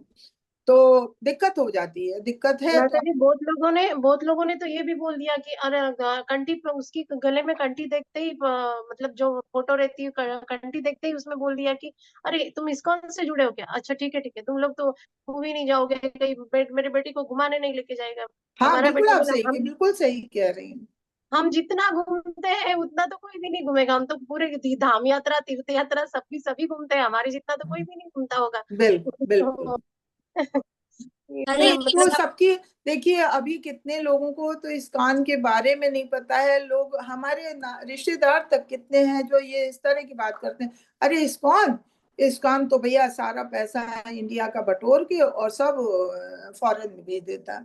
इस्कॉन तो बाहरी, इस्कॉन तो बाहरी संस्था है। वो क्यों? क्योंकि उनको इसका ज्ञान ही नहीं है। कहाँ ध्यान ही तक नहीं है। इसको समझाओ, लोग गलत कहते हैं। पर हम तो जी जानते हैं हमारी तो लाइफ इसी ने बना दी, इस्कॉन ने ही लाइफ हमारी बना दी। तो ये वो तो चीजें, सही है माता हाँ, जी। समझने की बातें हैं। अगर आपकी ऐसी दिक्कतें हैं तो आप हमें डिटेल भेजो, या नाम नशे प्रभु जी को डिटेल भेजो, तो आपकी जी इस माता समस्या का समाधान हो। जी हरे माता कृष्ण माता जी। हाँ जी। माता जी थोड़ा कुछ इसमें भी कुछ बोलना चाहूंगे। हम्म। माता जी, आप जो बोल रहे हैं कि लोग ऐसे बैठते हैं, वो वही लोग बोलते हैं जो स्पिरिचुअल लाइफ में नहीं है। तो हमें तो ऐसा परिवार या फिर ऐसी लड़की चाहिए नहीं आपको। आपको तो आध्यात्मिक गर्ल लड़की चाहिए। तो जो आध्यात्मिकता में जोड़े होंगे वो कभी ऐसा बोलेंगे ही नहीं कि आप तो घूमने नहीं जाओगे या हमें लेके नहीं जाओगे कहीं नहीं पे। नहीं माता जी, नहीं माता जी, ऐसा नहीं है। अभी आप गलत मतलब थोड़ा सा, सॉरी मैं क्षमा चाहती हूँ, गलत मतलब अपने स्पिरिचुअल में हुई लड़कियां भी रिलोकेट करो। आप वहाँ रिलोकेट मतलब जहाँ पे जॉब कर रहे हैं वो वहीं पे नहीं आना है उनको, उनको उनके माता लड़की के माता पिता आप नहीं बिल्कुल चाहिए। सही कर रही हो, क्योंकि हम अपने लड़के के लिए जॉब लड़की ढूंढ रहे थे, तो वो ये पता चला लड़की दिल्ली में, तो वो कहती है कि भैया ऐसा अपनी नौकरी छोड़ के दिल्ली में आ जाओ। हाँ अब वो फॉरेन में, हमारा बेटा फॉरेन में, वो कह रहे नहीं आप अपनी नौकरी छोड़ के यहाँ आ जाओ, तुम्हें तो वहां पे इतने अच्छे जॉब में यहाँ जॉब मिल जाएगा। और या कोई कहता है भैया हमारे हम तो अपने माँ बाप को नहीं छोड़ सकते हैं, यहीं पे आ जाओ और हमारे साथ नौकरी करो। लड़कियों तो को ये अपने माता पिता चाहिए लेकिन अपने सास ससुर नहीं चाहिए माता जी, ऐसे हाँ, यही मेन मेन सास ससुर नहीं चाहिए, आजकल लड़कियों को सास ससुर नहीं चाहिए। नहीं चाहिए। तो क्योंकि हम देखिए, हम अपनी बेटियों को भी पढ़ाते लिखाते हैं और सोचते हैं उच्च शिक्षा दे और वो अच्छे से अच्छे जॉब में आए और अपने पैरों खड़ी हो जाए। ऐसी सब चाहते हैं अपनी बेटियों के लिए। उससे होता क्या है कि जब बेटियों को हम पढ़ाते लिखाते हैं, उनको पैरों खड़ा कर देते हैं, उनमें अहंकार आ जाता है। हम इस चीज को ये नहीं सोचते, वो उनमें अहंकार आ जाता है। फिर उन्हें ये लगता है कि अरे हम खुद अपना इतना कमाते हैं, हमें क्या जरूरत है, मैं इन लोगों के साथ रहें, ये हम ये अपना, बेटी ये हम अपने बेटियों ढंग से जिएंगे। बेटियों की गलती नहीं है माता जी, हैं? सॉरी, हैं? बेटियों की गलती नहीं, बच्चियों की गलती नहीं, उनके वही माता हम कह रहे हैं, ये पिता। बेटियों की गलती नहीं है, ये लड़कियों की गलती नहीं है, गलती हमारे माँ बाप, हम सबकी है। जो उनके भी हम माता माँ पिता बाप है, भी हम सबकी गलती। मतलब करते क्योंकि हैं हम तो लड़कियों ये सोच के, क्योंकि पहले होता था, पहले टाइम में लड़कियां ससुराल जाती थी, उनको परेशान किया जाता था और कितनी बार जला दी जाती थी, मार दी जाती थी। लेकिन अब वो चीज नहीं है। अब माँ बाप सबके पढ़े लिखे हैं, कोई ऐसा नहीं करता, लेकिन हम चाहते हैं हमारी लड़की पैरों खड़ी हो, सेल्फ डिपेंडेंट हो। और और थोड़ी माता सी पढ़ाई माता करती हैं तो लड़के लड़के ये भी कहते हैं नहीं भाई, पैसा होगा तभी हम अपने बच्चे पाल पाएंगे, हरे हमारी कृष्ण गृहस्थी माता क्यों? क्योंकि उनकी जरूरतें बढ़ती जाती हैं। तो हम जी, माता पिता इंटरेक्ट करते हैं लड़कियों की परिवार में, लड़कियों की फैमिली में, जो बहू उनकी बेटी जहाँ पे दी हुई है, आप तुम्हारे सास ससुर कैसे क्या है कैसे क्या पूरे बहुत इंटरप्ट और उनको बस बस वही चीज है, बिगाड़ता वही चीज है, यही जो है यही परिवार को बिगाड़ता है। तो है। इसमें देखिए, पहले छोटी उम्र में शादी कर दी जाती थी। अब कहते हैं नहीं, पहले हमारी लड़की पढ़ लिख जाएगी तब शादी करेंगे, और जितना पढ़ाते जाते हैं फिर उसकी लड़की की भी इच्छाएं पूरी नहीं होती। नहीं नहीं, अभी तो हमें इतना पढ़ना है, अरे मम्मी अभी हमें नहीं शादी करनी है, अभी तो हमें कुछ बन, करते करते करते करते उम्र भी बढ़ा दी। और जब जॉब में लग गई तो उनका अहंकार भी उनको ले डूबा कि फिर वो किसी के साथ जुड़ना ही नहीं चाहती। कुछ शुरू में तो सास ससुर नहीं चाहती, बाद में फिर पति के साथ भी अलगाव होने लगता है। आजकल क्या है, आए दिन डाइवोर्स हो रहे हैं, और लड़के परेशान है, लड़कों को छोड़ छोड़ के लड़कियां अच्छी खासी शादी हो गई। चले जा रहे हैं, लड़कों हरे को कृष्ण छोड़ के चले जा रही है। वो भी डर लगता है माता जी का, बिल्कुल। कहीं चले ना जाए, मेरे माता पिता उनको कुछ हमारे बोलते यहाँ पर ना इस्कॉन है, और अभी इस्कॉन में लास्ट मंथ हम वेडिंग में गए थे, जहाँ पर लड़की लड़की बोल रही थी, इस्कॉन से वो भी जुड़ी हुई थी। उसने बोला कि मेरे माँ बाप जो है मुझे भक्ति में नहीं आगे बढ़ने दे रहे, तो मैं भक्ति नहीं कर पा रही हूँ, और मेरी शादी कराने के लिए बोल रहे हैं। तो आप मुझे ऐसा लड़का ढूंढो जो मुझे भक्ति में आगे बढ़ने के लिए मेरी सहायक हो। तो माता जी अभी उसकी लास्ट मंथ ही शादी हुई है, और वो दोनों इतने अच्छे भक्त हैं माता जी, और उनको आपस में जैसे कि मैं मिलवा आपको देते। बता रही हूँ, अब तो हमारे मैंगलोर ने ये काम शुरू कर दिया, मैंगलोर इस्कॉन ने। आप हाँ मैंगलोर से जुड़ी हो, आप ये, आपके लिए ये चीज कठिन नहीं होगी, आपके लिए कोई परेशानी नहीं होगी, सब चीजों का समाधान भगवान कर देंगे, आप चिंता मत करिए। मिल जाता है ऐसे, बस हैं। थोड़ा सा धैर्य चलिए, रखने की। अब इस चैप्टर में से अगर कोई किसी का प्रश्न हो तो, नहीं तो फिर हम बुक शेयर करते हैं। हरे कृष्णा। माता जी अटेंडेंस लिंक नहीं आया, अटेंडेंस लिंक। अटेंडेंस लिंक दे दीजिए भाई। है, मैं दोबारा कर देती हूँ। हाँ, दोबारा कर दीजिए। तो हम बुक शेयर करते हैं। हरे कृष्णा। क्षमा चाहती हूँ माता जी, मैं कुछ ज्यादा भूल गई होगी। नहीं नहीं, अब देखिए, ये समस्या का समाधान किया जाएगा, और ये जो हम बोल रहे हैं उसी से आप रिलेटेड क्वेश्चन कर रहे हो, इसलिए कोई गलत नहीं है, इसके लिए आप कोई वो नहीं है। ठीक है, चलिए, अब पढ़ने के लिए हैंड रेज करिए और पढ़। और एक चीज मैं और बताऊं लोगों को। हरे कृष्णा। मैं देखती हूँ कि अभी इतने लोग हैं, अभी कितने, 8 लोग हैं, बाद में सब धीरे धीरे धीरे धीरे आप लोग, पूरी बुक भी नहीं हो पाती है और आप लोग निकल जाते हो। थोड़ा सा जब चैप्टर है तो थोड़ा सा चैप्टर पे ध्यान दिया करो, थोड़ा अल्लाह नाश्ता तक रुकने की कोशिश किया करो जब क्लास कर रहे हो। हाँ अंशु माता जी, आप अच्छा पढ़ने के लिए आपने हैंड रेज किया है। हरे कृष्णा। हरे कृष्ण माता जी। एक सेकेंड। हाँ जी, पढ़िए माता जी। हरे कृष्णा। अंशु माता जी। हरे कृष्ण माता जी, दंडवत प्रणाम। सील प्रभुपाद कीजिए। सील प्रभुपाद द्वारा अनुवाद। मनुष्यों ने बताया कि ज्ञान के विकास से एक फल प्राप्त होता है, जबकि अज्ञान के विकास से दूसरा ही भिन्न फल प्राप्त होता है। तात्पर्य, जैसे जैसा कि भगवत गीता के 13वें अध्याय में उपदेश दिया गया है, मनुष्य को निम्नलिखित विधि से ज्ञान का विकास करना चाहिए। पहला, मनुष्य को स्वयं भद्र पुरुष बनकर अन्यों का समुचित सम्मान करना सीखना चाहिए। दूसरा, मनुष्य को केवल नाम तथा यश के लिए भी कभी धर्मात्मा का स्वांग नहीं करना चाहिए। तीसरा, मनुष्य को अपने शरीर के कार्यों, अपने मन के विचारों या अपने वचनों से कभी दूसरों की परेशानियों का कारण नहीं बनना चाहिए। चौथा, मनुष्य को अन्यों के द्वारा उकसाने जाने पर भी धैर्य बनाए रखना चाहिए। पांचवा, मनुष्य को अन्यों के साथ व्यवहार में छल करने से बचना चाहिए, बचना सीखना चाहिए। छठा, मनुष्य को ऐसा प्रामाणिक गुरु खोजना चाहिए जो उसे कृष्ण क्रमशः क्रमशः। आध्यात्मिक साक्षात्कार की अवस्था तक ले जा सके। उसे ऐसे गुरु का शरणागत बनकर उनकी सेवा करनी चाहिए और यथावश्यक प्रश्न पूछने चाहिए। सातवां, आत्म साक्षात्कार के पद तक पहुंचने के लिए मनुष्य को प्रामाणिक शास्त्रों द्वारा निर्दिष्ट विधि विधानों का पालन करना चाहिए। आठवां, मनुष्य को प्रामाणिक शास्त्रों के सिद्धांतों में दृढ़ रहना चाहिए। नौवां, मनुष्य को आत्म साक्षात्कार में बाधक आदतों को पूर्णतः छोड़ देना चाहिए। 10वां, मनुष्य को शरीर के पालन के लिए आवश्यकता से अधिक ग्रहण नहीं करना चाहिए।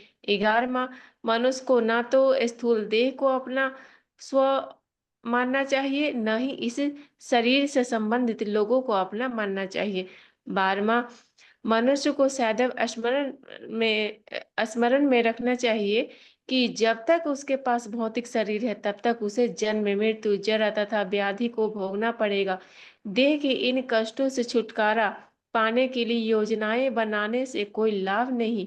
सर्वोत्तम मार्ग यही है कि उस साधन की खोज की जाए जिससे आध्यात्मिक स्वरूप पुनः प्राप्त हो सके।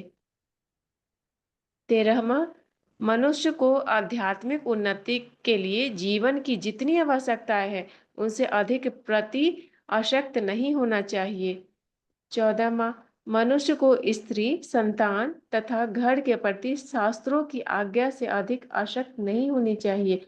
15वां, मनुष्य को मन द्वारा उत्पन्न इष्ट तथा या अनिष्ट की भावनाओं से सुखी या दुखी नहीं होना चाहिए। 16वां, मनुष्य को भगवान श्री कृष्ण का अनन्य भक्त बनना चाहिए तथा पूर्ण मनोयोग से उनकी सेवा करनी चाहिए। 17वां, मनुष्य को शांत वातावरण में किसी ऐसे निर्जल स्थान में रहने की रुचि उत्पन्न करनी चाहिए जो आध्यात्मिक अभ्यास के लिए अनुकूल हो और जहां अभक्तों का प्राधान्य हो, उन स्थानों से उसे बचना चाहिए।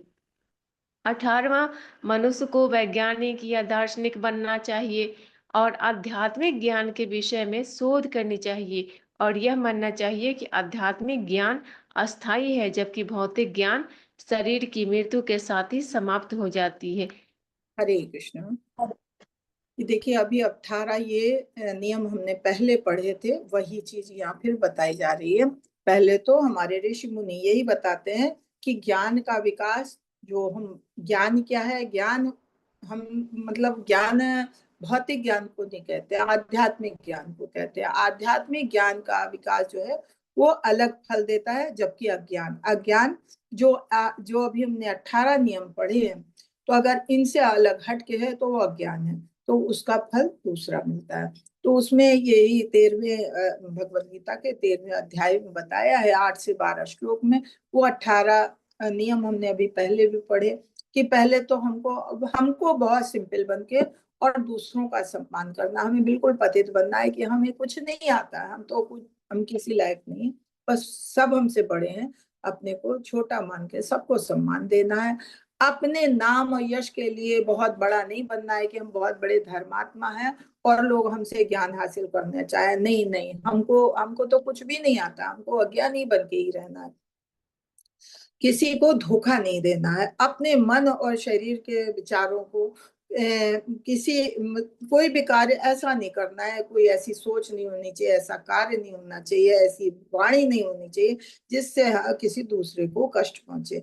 इसके अलावा जब हम भगवान की भक्ति में आए तो कोई हमें चाहे जितना भी उकसाए तो हमें उसमें धैर्य बनाए रखना चाहिए। जैसे अभी माता जी का धैर्य टूट रहा है कि भाई हमारा बेटा ऐसी लाइन में है तो कहीं उसकी शादी नहीं हो रही, नहीं, आप धैर्य बना के रखिए, सब कुछ होगा, भगवान ने सबके लिए रिश्ते बनाए हैं और भगवान कहीं ना कहीं से जरिया ढूंढ देता है। इतने बड़े बड़े कष्ट आते हैं, किसी का आदमी खत्म हो गया तो क्या उसका जीना खत्म हो जाता? नहीं, भगवान कहीं ना कहीं रास्ता दिखा देते हैं। कहीं किसी के पास बच्चे नहीं है, कहीं किसी के बाढ़ आई, कुछ हुआ, ऐसी दैविक आपदा आई कि उसका मकान ढह गया, सब कुछ खत्म हो गया, तो क्या उसका जीवन बंद हो जाता? नहीं, भगवान कोई ना कोई रास्ता दिखाते हैं। इसलिए हमेशा धैर्य बना के रखना है कि भगवान ने हमें इस धरती पे भेजा है तो भगवान कुछ ना कुछ करेंगे। हाँ, ये है, इस चीज को नहीं भूलना है कि हमें भगवान को कभी नहीं भूलना। अगर भगवान को अगर हम सच्चे मन से ध्यान करेंगे, भगवान हमारा पूरा ध्यान देंगे। मनुष्य को अन्यों के साथ व्यवहार में कभी छल नहीं करना चाहिए, दूसरों को धोखा नहीं देना चाहिए। अगर हम दूसरे को धोखा देंगे तो भगवान हमें धोखा देने के लिए पहले तैयार खड़ा हुआ है। इसके अलावा हमें अपने आध्यात्मिक उन्नत के लिए प्रामाणिक गुरु खोजना चाहिए और जब हमें सही गुरु मिल जाता है तो पूर्णतया उसके शरणागत होके उसकी पूर्णतया मन से सेवा करें और यथा आवश्यक जैसे हमें प्रश्न पूछने, आध्यात्मिक ज्ञान के लिए हमें प्रश्न पूछने चाहिए, तभी हमारी जिज्ञासा शांत होती है। इसके अलावा हमें आत्म साक्षात्कार की उन्नति के लिए जो भी हमारे गुरु बताते हैं, प्रामाणिक शास्त्र बताते हैं, उनके विधि विधानों का हमें पालन करना चाहिए।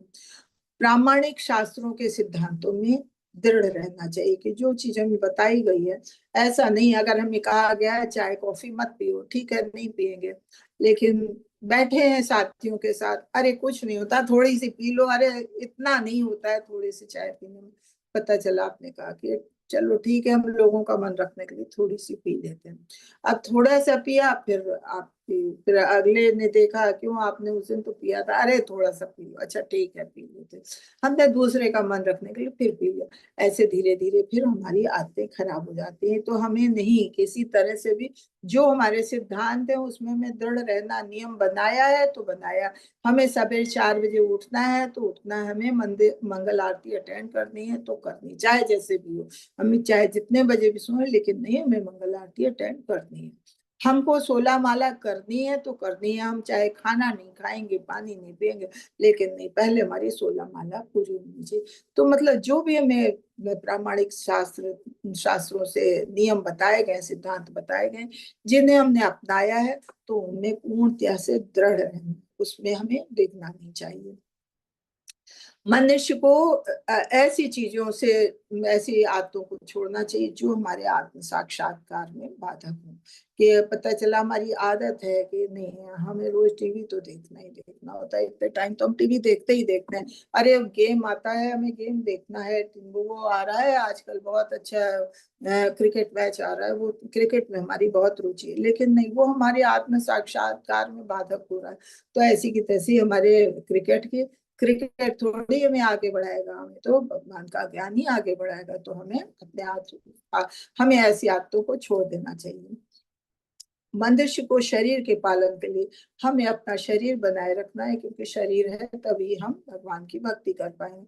तो इसकी आवश्यकता के लिए जितना हमें चाहिए उतना ही भोजन ग्रहण करें, हमें इससे अधिक ग्रहण नहीं करना चाहिए, कोई भी चीजें इससे अधिक नहीं। जो फिर हमें अपने इस शरीर को या इस शरीर से संबंधित लोगों को अपना नहीं मानना है, कभी भी हमें उनके प्रति मोह नहीं होना चाहिए कि हाँ ये हमारे बच्चे ये हमारे पति हैं, क्योंकि अगर हम उनके प्रति मोह नहीं बनाएंगे तो कल को वो छोड़ के चले जाएंगे तो हमें दुख नहीं होगा। अगर हमने उनको अपना बना के रखा है, ठीक है हमारी जिम्मेदारियां भगवान ने जिम्मेदारी दी है तो पूरी तो करनी करनी है, हमको निभाना है, लेकिन उनको अपना नहीं मानना है, इतना ज्यादा अपना तो नहीं रखना है। और हमेशा इस चीज को याद रखना है कि हमारा जन्म हुआ है तो हमें मृत्यु भी मिलेगी, बीमारी भी आएगी, बुढ़ापा भी आएगा और शरीर भी छोड़ना पड़ेगा। तो उसके लिए हम ऐसी कोई योजनाएं ना बनाए कि नहीं हमें ना बुढ़ापा आएगा ना हमारी बीमारी होगी, हमें डॉक्टर रख लेंगे ऐसा कर लेंगे, नहीं। ये तो जो जो जिसको जन्म मिला है तो उसके साथ ये सब होना ही होना। बस ये है कि अगर हमको ये चीजें नहीं चाहिए तो हम इसका ऐसा मार्ग अपनाएं कि हमें दोबारा जन्म ही ना लेना पड़े। उसके लिए है कि हम भगवान से जुड़े, भगवान के आगे आत्म साक्षात्कार करें, पूर्णतः शरणागत। मनुष्य को अपनी आध्यात्मिक उन्नति के लिए जीवन की आवश्यकताएं कब करनी चाहिए, किसी चीज के प्रति भी बहुत आसक्त नहीं होना चाहिए। ठीक है हमारे पास अगर नहीं है घर है कोई बात नहीं, हमारा नुकसान हो गया कोई बात नहीं, हमको बस भगवान की भक्ति चाहिए तो ठीक है। जिसका कहीं कुछ नहीं होगा तो भगवान के सारे मंदिर में चले जाएगा तो उसका भी पेट भर जाएगा। जब हमें कोई चाहत ही नहीं कि नहीं हमें बहुत बढ़िया खाना चाहिए, हमारे जीव के स्वाद के लिए चाहिए, हमें तो खाली भगवान की भक्ति करनी, तो हमें फिर हमारी आवश्यकताएं अपने आप ही कम हो जाएंगी। स्त्री संतान घर के प्रति शास्त्रों की आज्ञा से अधिक आसक्त नहीं होना चाहिए। शास्त्रों की आज्ञा यही है कि एक गृहस्थ टाइम है बस उतने ही टाइम आसक्त रहे, उसके प्रति उसके बाद हमें बहुत आसक्ति बहुत मोह नहीं होना चाहिए। जैसा पहले बताया कि जब हम उनके प्रति इतना ज्यादा माया मोह नहीं होगा तो हमें छोड़ने में भी आसक्ति नहीं होगी। मनुष्य को मन द्वारा इष्ट अनिष्ट की भावना से, अगर हमारे मन में कोई खुशी हो रही है दुख हो रहा है कोई कष्ट हो गया, उसके प्रति हमें सुखी या दुखी नहीं होना, हमें हम हमेशा संभाव रहना। मनुष्य को भगवान श्री कृष्ण के अनन्य भक्ति बनना चाहिए, पूर्ण मनोयोग से उनकी सेवा करनी चाहिए कि हमको चाहे कोई भी मैं हमारे पास जिम्मेदारी है, लेकिन हमें भगवान की भक्ति से नहीं डिगना, उनकी हमें सेवा मनोभाव से करनी चाहिए। सबसे बड़ी सेवा हमारी जो है ये भगवान की सेवा है, उससे हमें नहीं हिलना है। मनुष्य को शांत वातावरण में किसी ने, जब हम भक्ति करते हैं तो आध्यात्मिक उन्नति हमारी निर्जन स्थान पे ही होती है, या तो भगवान के भक्तों का साथ हो या अकेलापन हो। अगर हम जनसमूह के बीच में बैठते हैं तो हमारी भक्ति नहीं हो सकती, क्योंकि लोग हमारा धैर्य भी तोड़ते हैं, हमें बाधा भी पड़ती है। जब हम क्लास कर रहे हैं, पता चला हम परिवार के बीच में रहते हैं तो हमारी बाधा पड़ती है, हम अकेले रहते हैं तो हमें ये सब चीजें बहुत आसान लगती हैं। तो इसलिए अकेले रहने की का अभ्यास करना चाहिए और ऐसी जगह से बचना चाहिए जहां अभक्तों का साथ। मनुष्य को वैज्ञानिक दार्शनिक बनना चाहिए, मतलब उन्होंने ये नहीं कहा कि आप वैज्ञानिक ना बनो, दार्शनिक ना बनो, बल्कि आप बनो और आध्यात्मिक ज्ञान के विषय में शोध करो कि हम किस तरह से अपने आध्यात्मिक ज्ञान को बढ़ा सकते हैं। क्यों? क्योंकि आध्यात्मिक ज्ञान ऐसा है, ये स्थायी है, बाकी तो भौतिक ज्ञान हमारा शरीर के साथ समाप्त हो जाता है। हरे कृष्णा। तो ये 18 चीजें, 18 नियम बताए गए, इनको हमें समझना चाहिए अगर हमें भगवान की भक्ति में आगे बढ़ना है। हरे कृष्ण। माता जी आगे बढ़िए।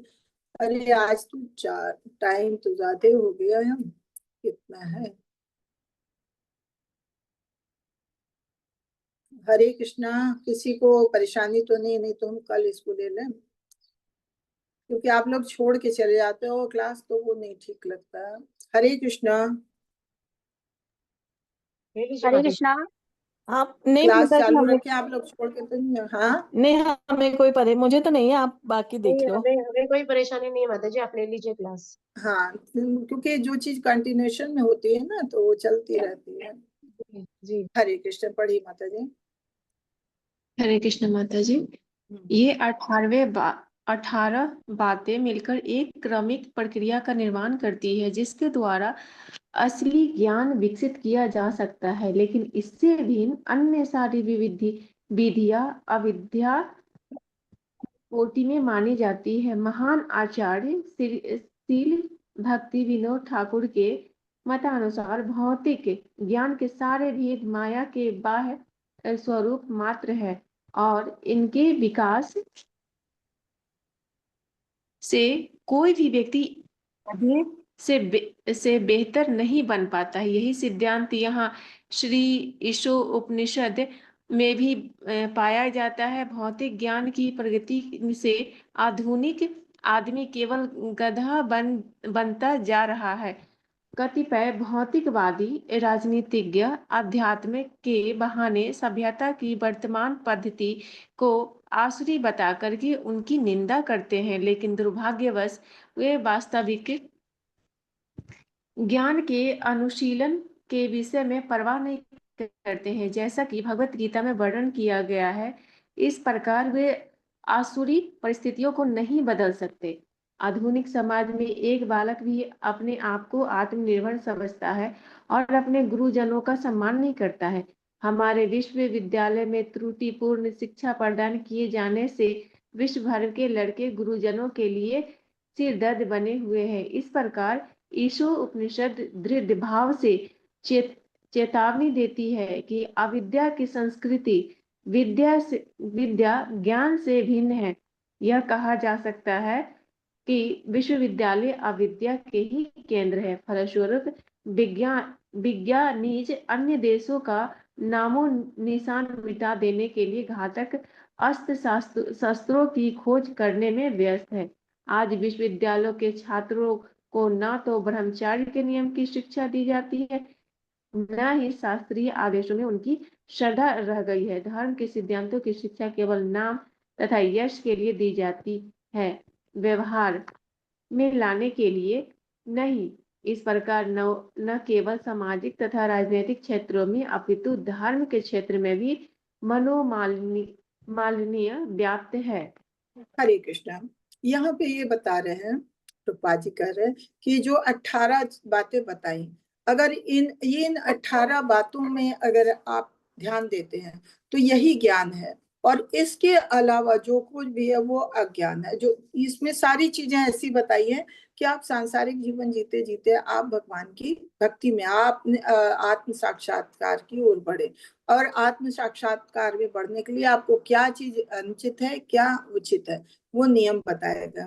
वो भक्ति सिद्धांत सरस्वती ठाकुर जी यही बताते हैं कि आज इसमें जो है स्पेशली भौतिक ज्ञान में और आध्यात्मिक ज्ञान में क्या अंतर है।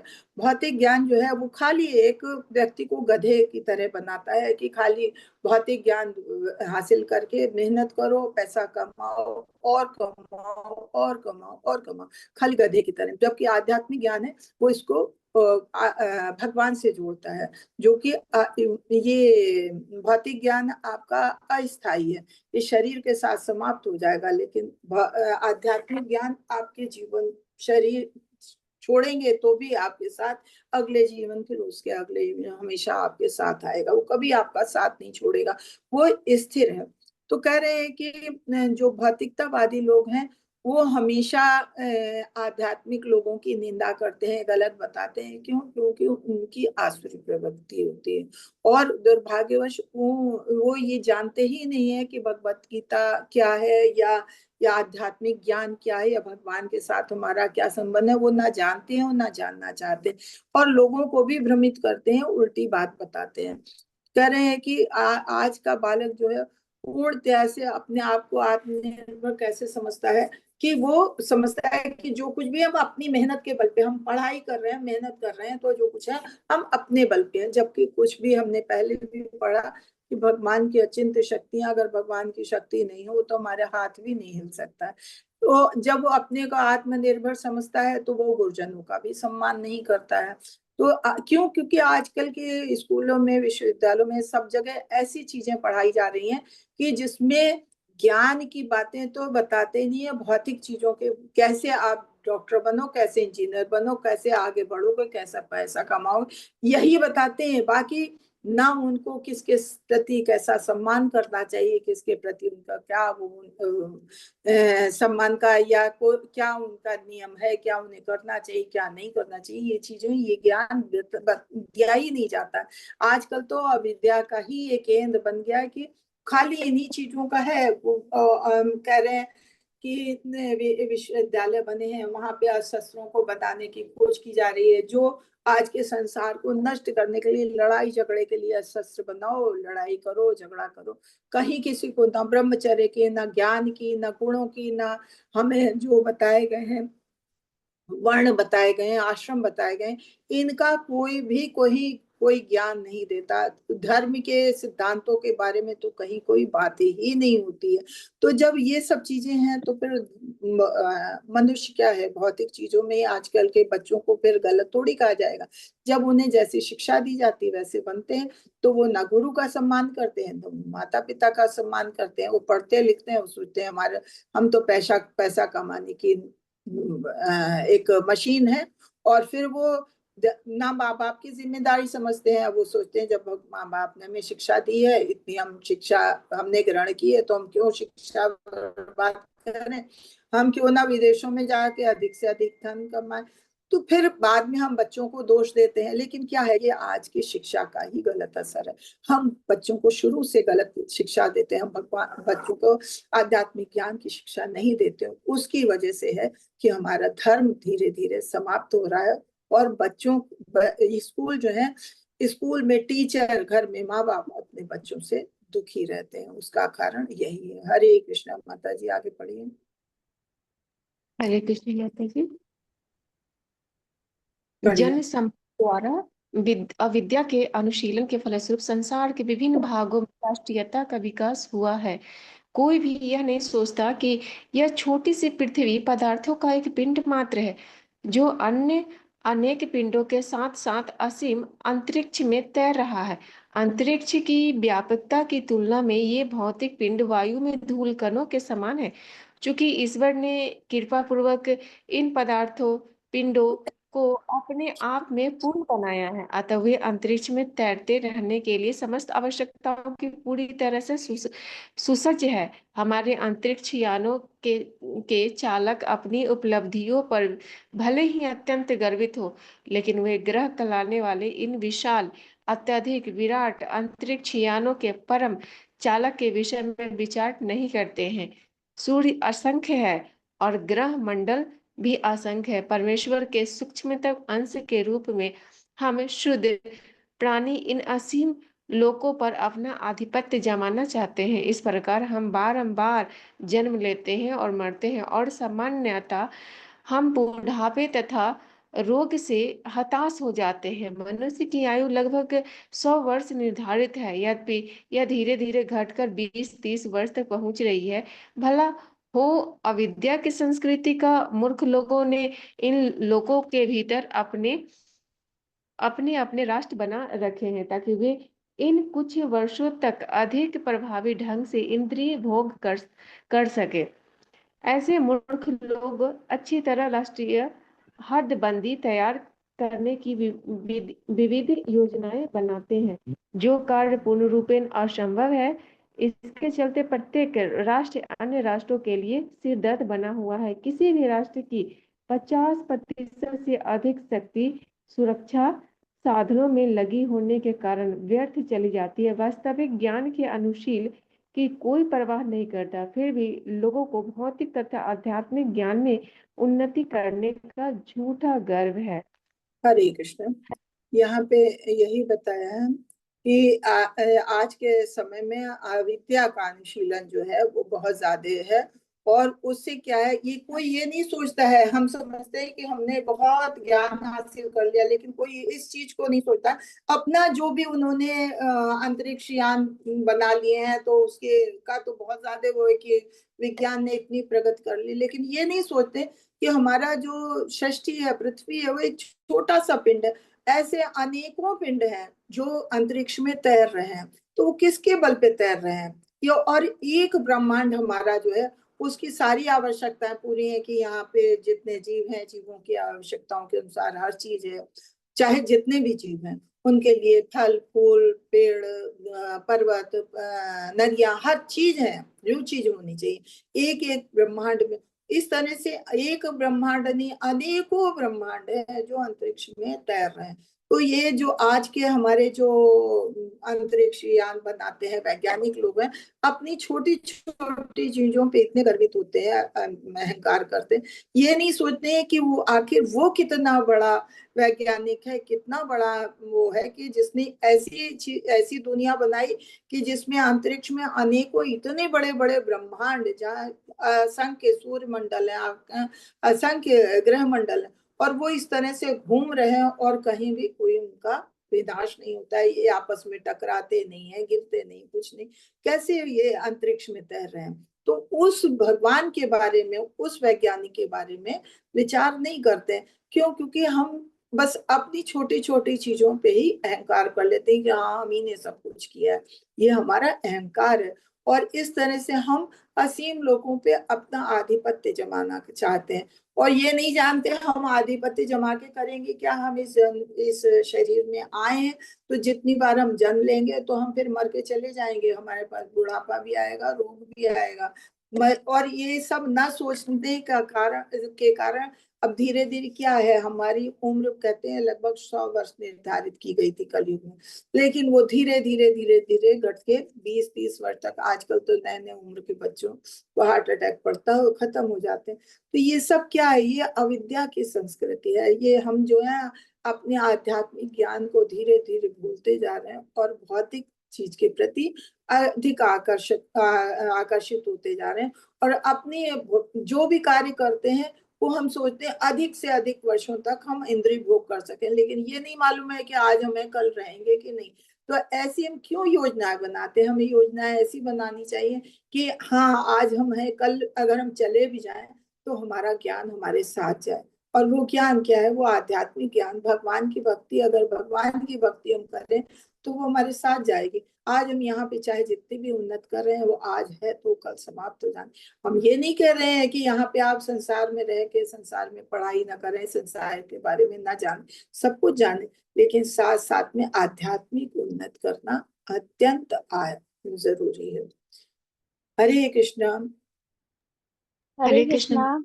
पढ़िए आगे मंजू पढ़िए। माता जी आप पढ़ लीजिए।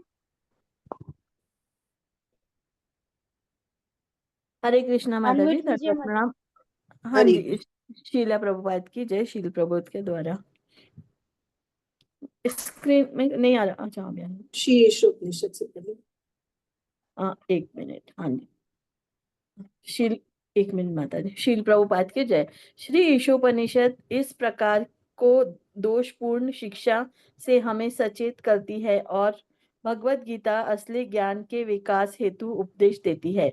इस मंत्र में इस बात का संकेत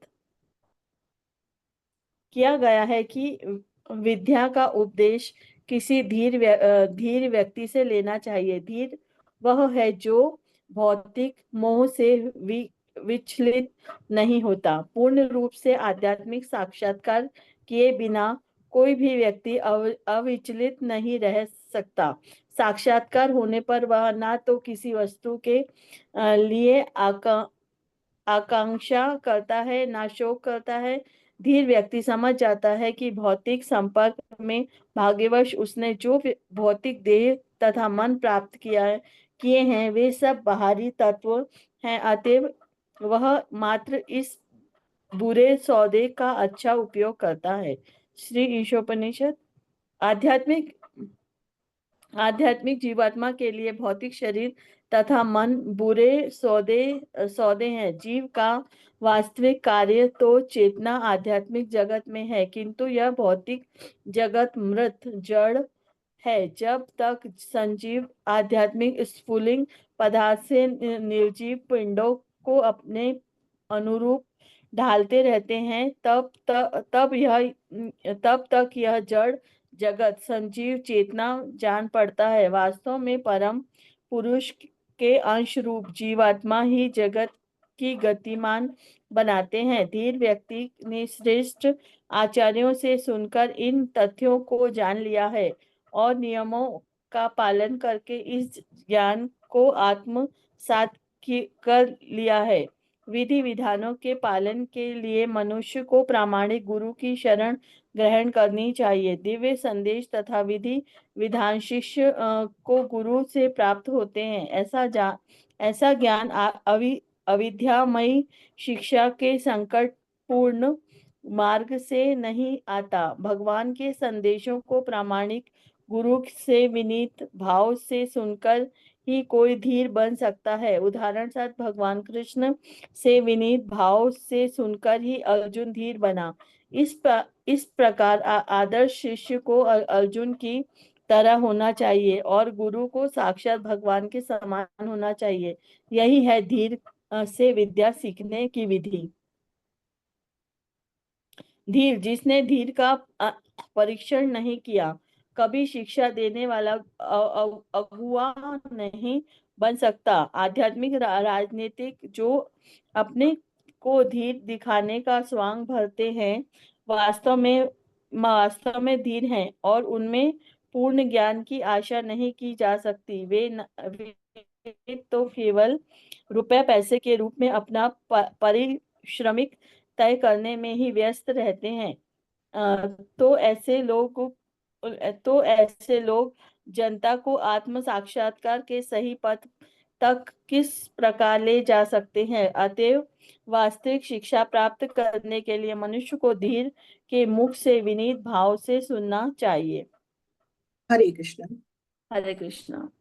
हाँ, यहाँ पे बताया है ईशोपनिषद हमें दोषपूर्ण शिक्षा से सचेत करती। जैसे हमने कहा कि आजकल विश्वविद्यालय और स्कूलों वगैरह में शिक्षा जो दी जाती है वो अंतरिक्ष यान में पहुंचने के अजीब अजीब ये सारी चीजें जो भी हैं, भौतिक शिक्षाएं, भौतिक ज्ञान की दी जाती है, आध्यात्मिक ज्ञान की तरफ बिल्कुल भी नहीं ध्यान देते। तो ये जो है, ये भगवान, ये चीजें जो है हमारे लिए गलत होती हैं। हमें आध्यात्मिक ज्ञान, ठीक है भौतिक ज्ञान लीजिए, आप भौतिक जगत में भौतिक ज्ञान लीजिए, लेकिन आध्यात्मिक ज्ञान बहुत अधिक जरूरी है। और वो किससे लेना चाहिए? एक धीर व्यक्ति से लेना चाहिए। धीर व्यक्ति ही हमारा आध्यात्मिक गुरु बन सकता है। धीर व्यक्ति एक भक्ति ही हो सकता है, आचार्य हो सकता है, जो गुरु शिष्य परंपरा से जुड़ा हो। तो उससे हमें आत्म साक्षात्कार की शिक्षा लेनी चाहिए। और जो लोग धीर होते हैं, बताया किसको है कि जिससे हमें लेना चाहिए, वो वास्तव में भगवान से इतने जुड़े होते हैं, आत्म साक्षात्कार से इतने जुड़े होते हैं कि उन्हें कोई अपने लिए कोई आकांक्षा नहीं होती। और क्यों, जैसे बताया है हमने अभी 18 चीजें पढ़ी हैं, उसमें था कि जो आध्यात्मिक ज्ञान हासिल करता है तो फिर उसे न किसी चीज का शौक होता है, न किसी चीज की खुशी होती है। क्यों? उसकी शारीरिक, उसकी आवश्यकताएं इतनी कम होती हैं, और तो सिर्फ भगवान से जुड़ना चाहता है, इसलिए उसकी शौक आवश्यकताएं बहुत कम होती हैं, पूरी तरह भगवान के ऊपर विश्वास करके चलता है। तो इसलिए ना उसकी कोई इच्छाएं होती है, ना किसी चीज के लिए शोक करता है। वो जानता है ये भौतिक देह तो है, आज है, वो खत्म होनी है। तो इनके प्रति वो कोई सौदा नहीं करता, इसका वो कोई ध्यान नहीं देता। वो आध्यात्मिक ज्ञान में आगे बढ़ता है। आध्यात्मिक जीवात्मा के लिए भौतिक चीजें जो है वो बुरे सौदे के समान है, कि अगर हम अपने शरीर और शरीर से संबंधित चीजों के पीछे बढ़ते हैं तो वो एक बुरा सौदा होता है, क्योंकि आध्यात्मिक ज्ञान खाली हमें भगवान से जोड़ता है। ये भौतिक जगत जो है वो खाली जड़ है, ये शाश्वत नहीं, ये सब खत्म होने वाली निर्जीव पिंडों की तरह है। तो हमको भी इसके साथ इतना ज्यादा गतिमय नहीं होना चाहिए, इसमें इतना जुड़ना नहीं चाहिए। हमको अपने आचार्यों से इनके तथ्यों को जानना चाहिए, और जो वो बताते हैं उन नियमों का हमें, विधि विधानों का पालन करना चाहिए। जब हम विधि विधानों का पालन अपने प्रामाणिक गुरु की शरण लेके करते हैं, तभी हम आध्यात्मिक ज्ञान में आगे बढ़ सकते हैं। और ये गुरु भी कौन? जो गुरु शिष्य परंपरा वाला हो, वो हमें सही विधि विधान का ज्ञान देता है। और बाकी ये सारी चीजें जो भगवान से जुड़ी नहीं, वो अविद्या में शिक्षा है। तो इनसे हमें दूर रहना चाहिए। हमें अपने प्रामाणिक गुरु से की सेवा विनीत भाव से करना चाहिए, और उनसे हर चीज की जिज्ञासा करनी चाहिए भगवान के बारे में जानने के लिए। जैसा कि भगवद गीता में है, अर्जुन चाहे भगवान के सखा जरूर थे, लेकिन भगवान जब उनको उपदेश देने लगे तो विनीत भाव से उन्होंने पूरी तरह से भगवान की बातों को सुना, तभी उनका अज्ञान दूर हुआ और वो युद्ध के लिए तत्पर हुए, वरना वो युद्ध के लिए तैयार नहीं थे। तो ये कह रहे हैं ये सारी चीजें अधीर है, जो हमें बिना प्रशिक्षण के, आध्यात्मिक प्रशिक्षण के जो भी हमें ज्ञान मिलता है वो अधीर, वो अशिक्षा है, वह अज्ञान है, जो हमको गलत मार्ग पे ले जाता है। तो फिर हमको ऐसा स्वांग नहीं करना चाहिए कि हाँ हम बहुत भक्ति में बढ़ रहे हैं, जो जितना है बस उतना ही उस ज्ञान को हमें आगे बढ़ाना चाहिए। ये चीजें जो है न पैसों से खरीदी जा सकती हैं, और इन चीजों के लिए अगर हम पैसों के पीछे भागते हैं तो वो, जैसे अभी पहले कहा, कि वो तो फिर अपने को गधा बना लेने के बराबर है। आत्म साक्षात्कार का पथ हमें सही मार्ग पे ले जाता है, वो भगवान से हमें जोड़ता है, और हमें उसी मार्ग पे चलना है। और उसके लिए हमें धीर मनुष्य को चुनना है अपने गुरु के रूप में, और विनीत भाव से उनकी सेवा करके उनकी आज्ञाओं का पालन करना है। हरे कृष्णा। तो आज चैप्टर तो यहीं खत्म हुआ। वाक्शाकल्पतरुभ्यश्च कृपा सिन्धुभ्यश्च च पतितानां पावनेभ्यो वैष्णवेभ्यो नमो नमः। अनंत कोटि वैष्णव भक्त वृंद की जय। श्री प्रभुपाद की जय। हरे कृष्ण। अब यहाँ